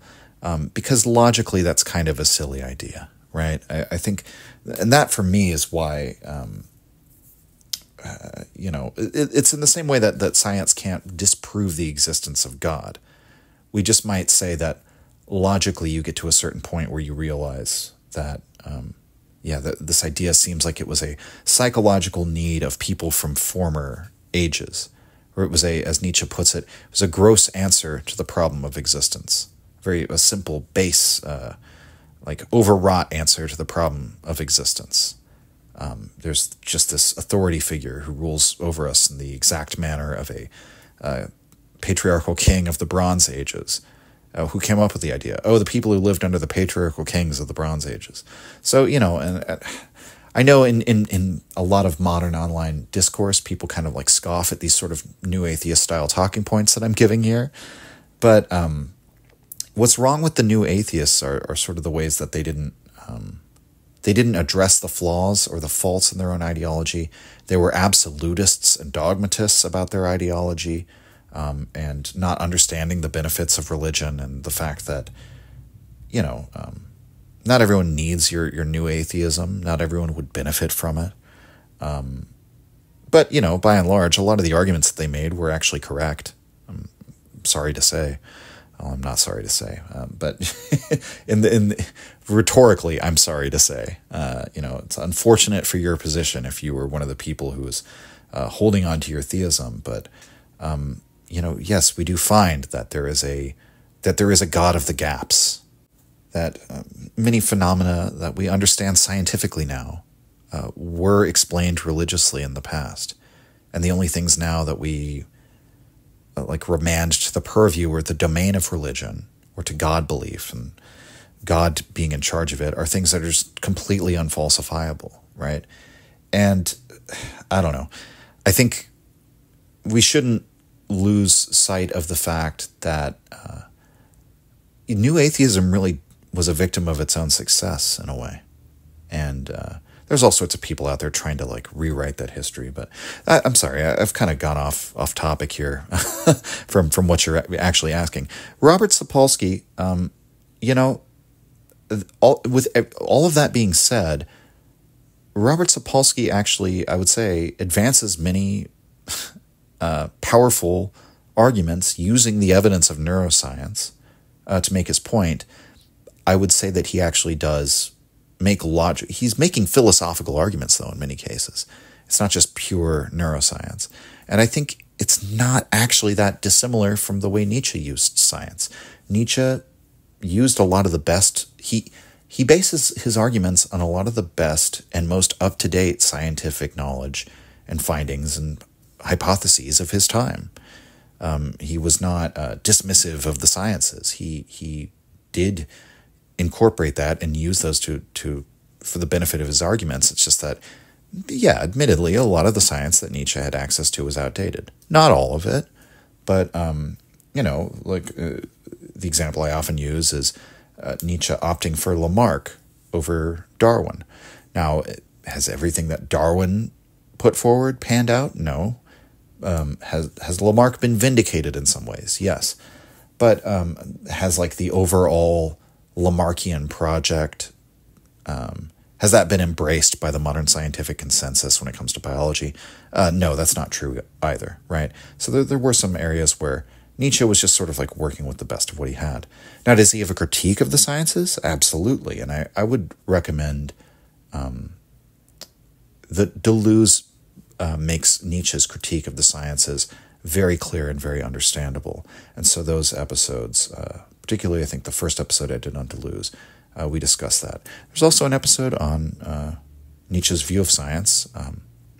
What is it called? On YouTube, it's called Nietzschean Science, or the will to power. The world is will to power, nothing besides.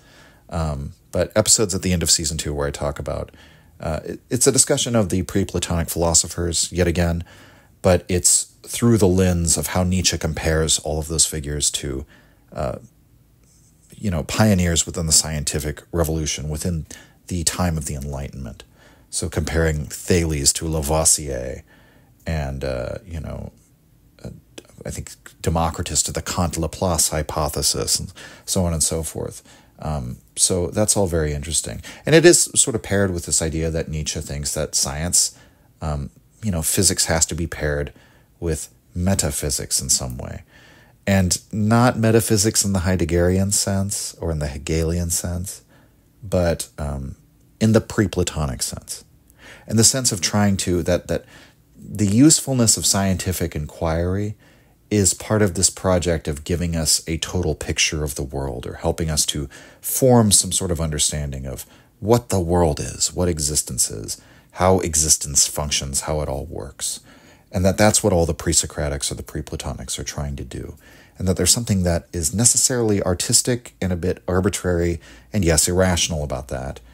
Because you always have to make some great leaps to get there, because science, by its very nature, is simply a set of tools for, as Nietzsche says, a bunch of individual disciplines digging away in their own little mine shafts. It inclines towards greater and greater specialization of knowledge. And the problem with that is if you follow that through to its ultimate conclusions without having any sort of overarching framework or overarching story or picture that you're trying to glean out of that, you end up just sort of with a mass of disconnected, trivial facts. And so that the real value of the sciences has to be paired with a sort of, a philosophical project to correlate, constellate all of that knowledge. And I would say that that's what Nietzsche's attitude toward the sciences is, that just pure science doesn't actually lead us to any sort of new knowledge or truth or world picture, except on individual facts they become trivial because they're not constellated to. They have no greater significance than themselves, right?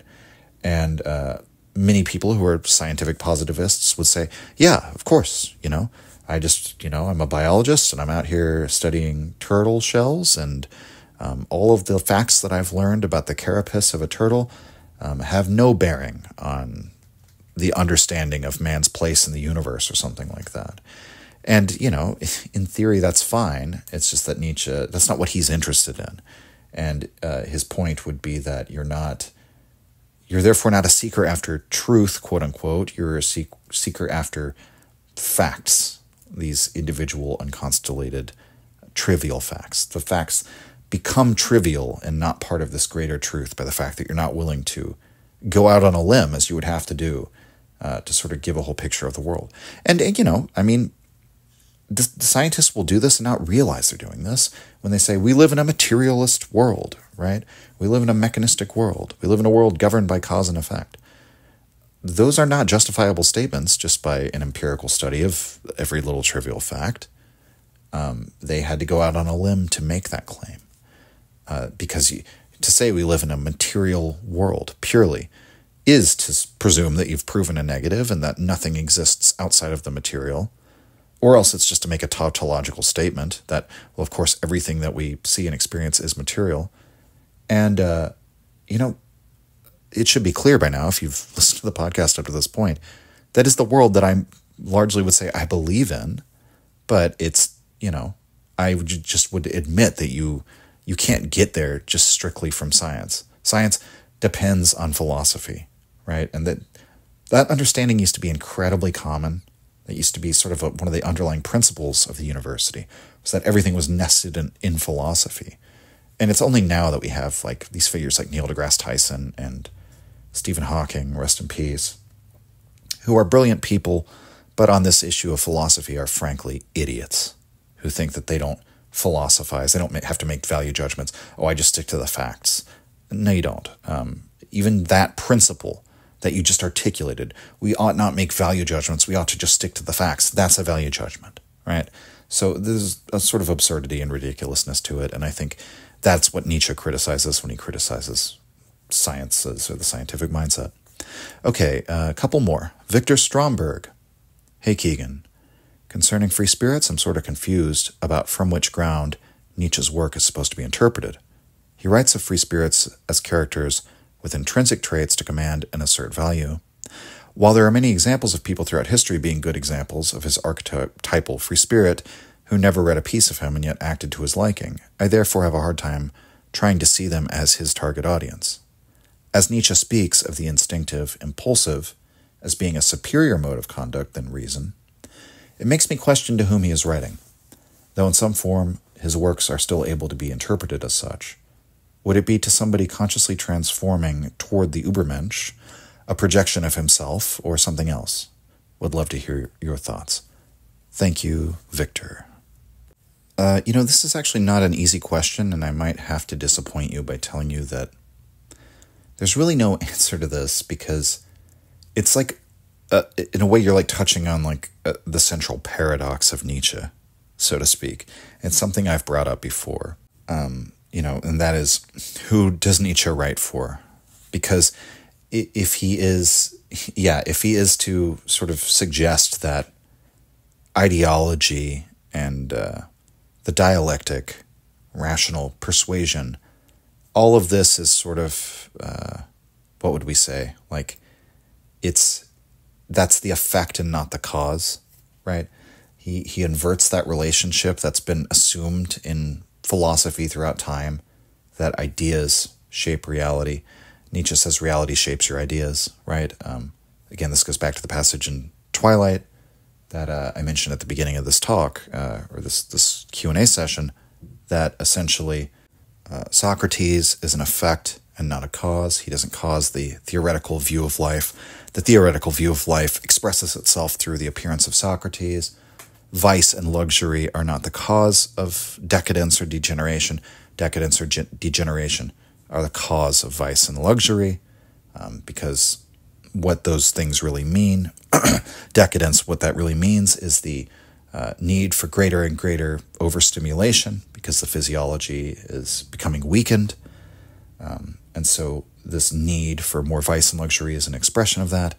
And then similarly that, whatever philosophical ideas are adopted in a given age, whatever values are adopted, is sort of an expression of whatever underlying physiological truth there is, or whatever material or physical truth exists. And that the philosopher, we might think of that old Voltaire quote that no philosopher has even influenced the manner of the street that he lived on, right? And there's something, Voltaire is an influence on Nietzsche, and there is something of that in Nietzsche's thought. But of course, it's a paradox, because he does seem to think that in the manner of his great politics, he could affect, the culture on the level of values. That perhaps there are certain inflection points in history where, during the interregnum between the reign of a given tablet of values, the very fact that he's made us aware of the possibility of certain ways of life might open up a door that we might not otherwise know exists. And so that might affect the reality. And, I should say, I am kind of bringing in the whole fateful or fatalistic view of history into this. But just like when you apply that view to yourself, it's not really useful to say, well, if everything's fated, why do we have to do anything? Because you could also say that about yourself, right? I'm going to become who I am anyway. I can't escape. I have no free will, so why should I do anything? I might as well just sit on the couch. Well, for one, that itself is a rationalization for what you already wanted to do, so that's kind of funny, right? But just on a deeper level, if let's say your fate is to go to the gym, well, you still have to get up and go to the gym, right? Who else could do it other than you, right? And so,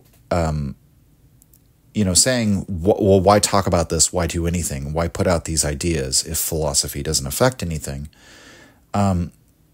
Nietzsche can sort of have recourse to the same argument that he himself is just an expression of this dawning awareness in human consciousness of the superficiality of consciousness. Nietzsche is the value of thought, the value of the theoretical way of life, devaluing itself. And Nietzsche is not the cause of that. He's an expression of it. And so in that sense, it's sort of useless to ask, why does Nietzsche promote the ideas that he does? Because he has no other choice. And maybe his role, maybe it is the fate of Western society to reevaluate our values and adopt, some new iteration of the master morality inspired by the example of the ancient Greeks. Let's say that that's all true. I personally don't believe it is, but let's say that it is. Even if that was fated to happen, Nietzsche might have been a necessary condition of it happening anyway, right? That the reason why it happens, it's not because Nietzsche is a cause, quote unquote, right? But that he's a necessary component in producing that outcome because he raises that into our consciousness. So I don't know. These are all just sort of, beating around the bush of your question. That you seem to be asking a sort of more specific and concrete question of, like, what kind of person is this for? Is Nietzsche writing for the philosopher? Well, he's very anti-philosophical in a certain kind of way. He's very skeptical of the power of philosophy. So is he writing for the Genghis Khans of the world? Well, they don't need philosophy in the first place. They don't need a philosopher to tell them that your pretty words and your logical arguments are of no use compared to the power of a good sword arm, right? They don't need you to tell them that. They already know. And point well taken, right? And I think the answer is that there's a reason why the book Thus Spoke Zarathustra is subtitled A Book for All and None. And there's a very subtle and profound meaning to that touches on this very issue. That the people that we might say could benefit the most from Nietzsche will probably not read him or will not understand him. The people who are already living the sort of Nietzschean path, we might say, more in tune with their instincts or impulses, don't need to read him. And, but he writes because he has no choice. Because he's become aware of that terrible truth of where the theoretical approach to life leads. And, to take a step back and not be quite as cynical about it, I think the people from just my angle, and maybe this is very similar to Nietzsche saying, without music, life would be a mistake, and he's holds music in such a high regard as so central to life because he has such a personal love of music. Well, me, speaking as an artist, as a musician myself, as somebody who has tried to carve out an individual existence that is not circumscribed by modernity and its values, Nietzsche has been very useful to me. And I even hesitate to say useful because it's putting it in utilitarian language, but really, I should be putting it into the language that Nietzsche himself uses. Reading Nietzsche is like finding a friend that says, "Yeah, I understand you. I'm like the Turin horse being hugged by the mad, dying Nietzsche, right? He understands me. He understands me. That I think if you're the kind of person who is, let's say, has it in them to give your life to some sort of great project, Nietzsche can be incredibly motivating and inspirational for you in that way. And I think when I really do try and contemplate what I think big picture, what Nietzsche wanted or what he was hoping to accomplish with his writings, I really don't think he was writing for the Napoleons or the Genghis Khans. Because I think he would be right there with you and thinking, well, they don't need to read what I have to say, right? He really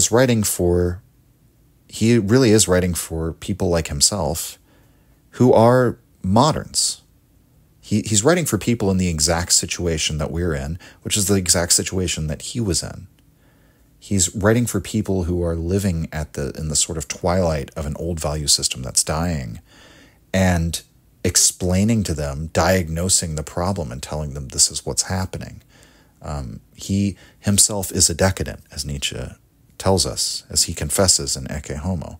It's simply that he is aware, unlike somebody like Wagner, who thinks he can fight against it and be a reaction against it, and a romantic, battling against decadence. Nietzsche understands, no, I am definitively a decadent, and my philosophy is the production of a decadent, right? I am a modern person. Nietzsche is a thoroughly modern thinker. And he's an exemplary philosopher who is thoroughly anti-philosophical. And this will just always, there will always be these sort of mental, logical tangles that we can get into thinking about that. But I think it is useful, therefore, to take a step back and think of Nietzsche not as somebody who is trying to engineer some sort of logical solution to all of this, but as somebody who's more like a friend just telling you the truth of how it is. And that's how I think of Nietzsche. And I think understanding that, and at least on some level, I don't want to aggrandize myself or make some claims about some level of Nietzschean nirvana I've achieved. But to whatever degree I've been able to embrace the fatalistic view of life and to part with these Platonic or Christian notions of eternal life and the moral interpretations of reality, these judgmental interpretations of reality, I have been able to live more fully. I've been able to throw myself into life in a certain way, and I think it's very valuable for people who have that artistic bent.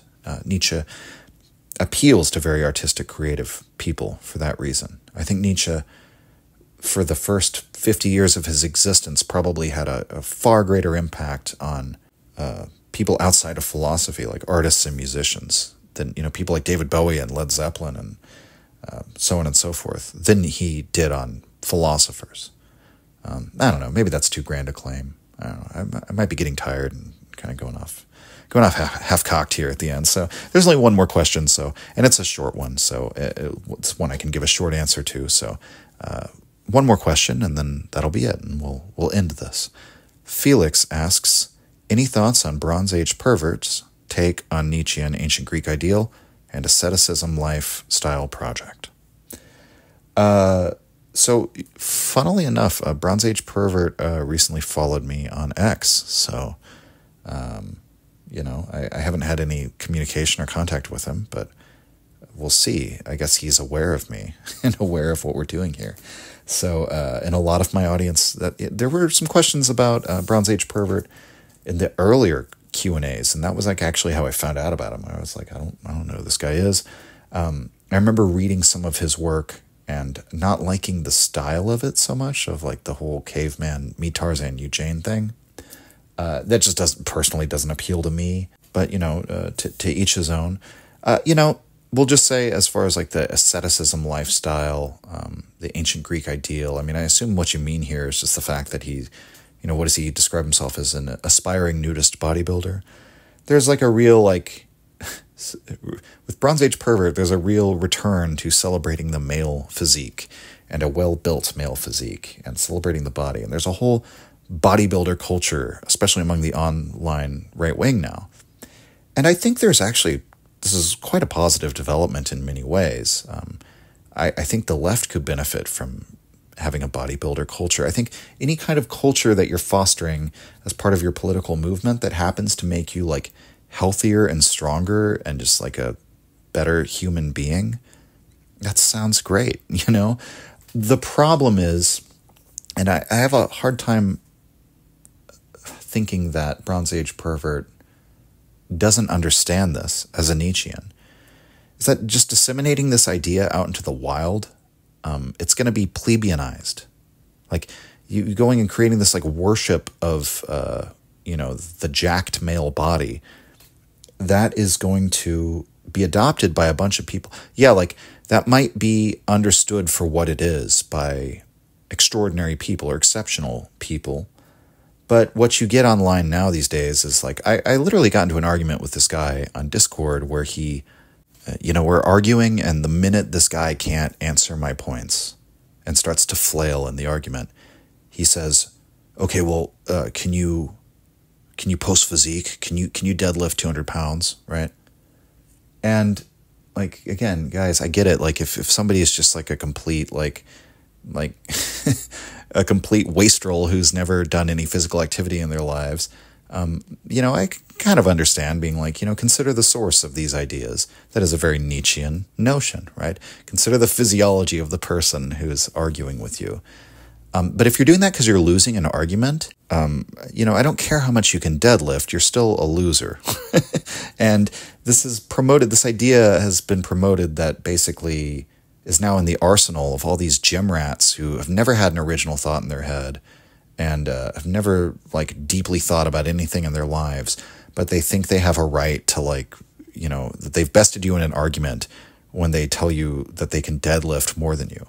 And it's like, I get in my lifting when I'm lifting super heavy guitar cabinets, like super heavy speaker cabinets on tour. I do that every night, loading in multiple times, in and out every single day. And, is that equivalent to me going and deadlifting 200 pounds? No, I'm not going to claim I'm on par with I stay healthy and active in other ways. Like I'm an avid hiker and I've got my kind of home gym set up. I don't like being in the gym with, other people. It seems like it's just every time I've done it, it's been like a really irritating and annoying experience. But I guess to me, that is the issue with that whole culture, is that it's promoted this like really, it's really just promoting another form of mediocrity. Like you can be mediocre in your thought. You can be, you can lose an argument and then feel like you have a right to say you won because you lifted weights. And it's like, I hate to just make an argument like a logic bro style argument, but that's just a category error, dude. You're not smarter because you can lift more weights. And I know this is really basic to a lot of us to explain it. That doesn't mean the other thing isn't true. It doesn't mean that you can't look at somebody and like the ideas they've based their lives on and said like, well, where have these ideas led them? This guy is like morbidly obese and he's like hooked on 1 million drugs and he died of a heart attack when he's 40 years old. So should we really follow the ideas this guy had? Like, I get it. I'm not saying that that's like a totally illogical thought process. But when it comes to an individual argument, like you should actually try and make a good argument and not tell people to post physique. And that's sort of the attitude that I've seen from a lot of these, a lot of the Bronze Age pervert fanboys will say. And so for whatever the intentions are in this sort of like aesthetic celebration of the male physique and return to beauty and health and all of that, that's all great. But, inevitably when you sow those ideas into the world, what you're going to get is a common base-born version of that, where a bunch of people who really don't have the right to those ideas think that the thing that will make them a person of quality or an extraordinary person is them going and getting jacked in the gym. When in reality, I think a more accurate statement would be that the truly extraordinary people will happen to also be the kind of people who are physically healthy and take care of themselves in general. And there's just a sort of self-help element to all of this that, you know what it is? This is what bothers me about it, I guess, at the end of the day.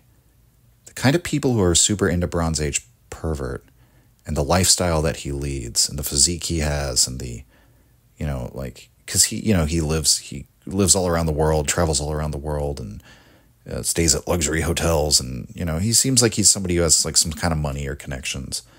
And all of that. And the same way that people idealize like Andrew Tate. A lot of the people who idealize them idealize them because it's an ideal precisely because it's what they lack. And people who have like happy lives or productive lives or worthwhile lives or great lives in some way wouldn't like look up to and idolize those people. They're out there like sort of gathering followers and telling them the right way to live. And, say what you will about my podcast. I'm sure there's all sorts of criticisms you could make. I don't ever tell people what to do or what to think. I tell them what Nietzsche thought or what other thinkers thought. And if I'm telling you what I think, I try to be very clear about the difference between my opinion and the source material I'm talking about. And it's never with the goal of getting you to act or think a different way than you already do. I trust you to figure that out for yourself. And that doesn't mean that I think you necessarily will. I just don't want to take on your destiny and guide you and say, I know what's best for you, because I really don't. And half the time, I don't know what's the best thing for me at a given decision point in my life. And so who would I be to try and, shape all of your lives? And so whenever there is sort of this like agenda of getting everyone on the same page with the values or the beliefs or goals of the content creator or podcaster, whoever it is in question, it does make me somewhat suspicious, especially when it has a self-help element that is going to naturally appeal to people who are in need of self-help, that are looking to people like Bronze Age pervert as an ideal precisely because they are lacking in some fashion. And so, again, that's not really a problem with Bronze Age pervert so much as with the people who follow him. But again, it does tie into that whole mentality where the people who then manage to like, oh, I got myself in shape. Now I have the right to like be an asshole and I don't know. There's a very strong anti-intellectual streak that runs through the whole thing. And again, I'm such an ambivalent person because the moment I say that, I think, and I'm like, well, there's been a totally over-intellectualized, over-socialized streak kind of coming from the other side, and it's a natural reaction to that, and maybe it's a good counterbalance at the end of the day, right? I'm always thinking about things in that way.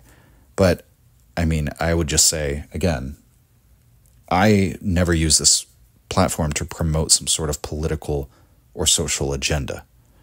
I'm not trying to push you in that way. And that's the difference between me and other people that might be included, that Bronze Age pervert might be included amongst. So if that's what you're looking for, I mean, by all means, it's not really what I do. And that's why I'm a better person and why you should follow me and listen to everything that I say. Not him. No, all right. That's it. These were all great questions. This was a bit of a long episode, but, I value all of you, everyone who's willing to help financially support the show. If you would like to have your question answered on a future Q&A, the best way to do that is to go sign up at the Patreon, and you can be in Q&A number 11. There's still plenty of time by the time this airs for the public at large. But thank you, everyone. It's been a blast, and I'll see you all next time. Signing off. If you enjoyed the Nietzsche podcast or found it helpful, you can visit us and support the show at patreon.com/untimely-reflections. The link is in the description. Or just share the show with any of your friends that you think might enjoy it or on social media. Thank you for your support.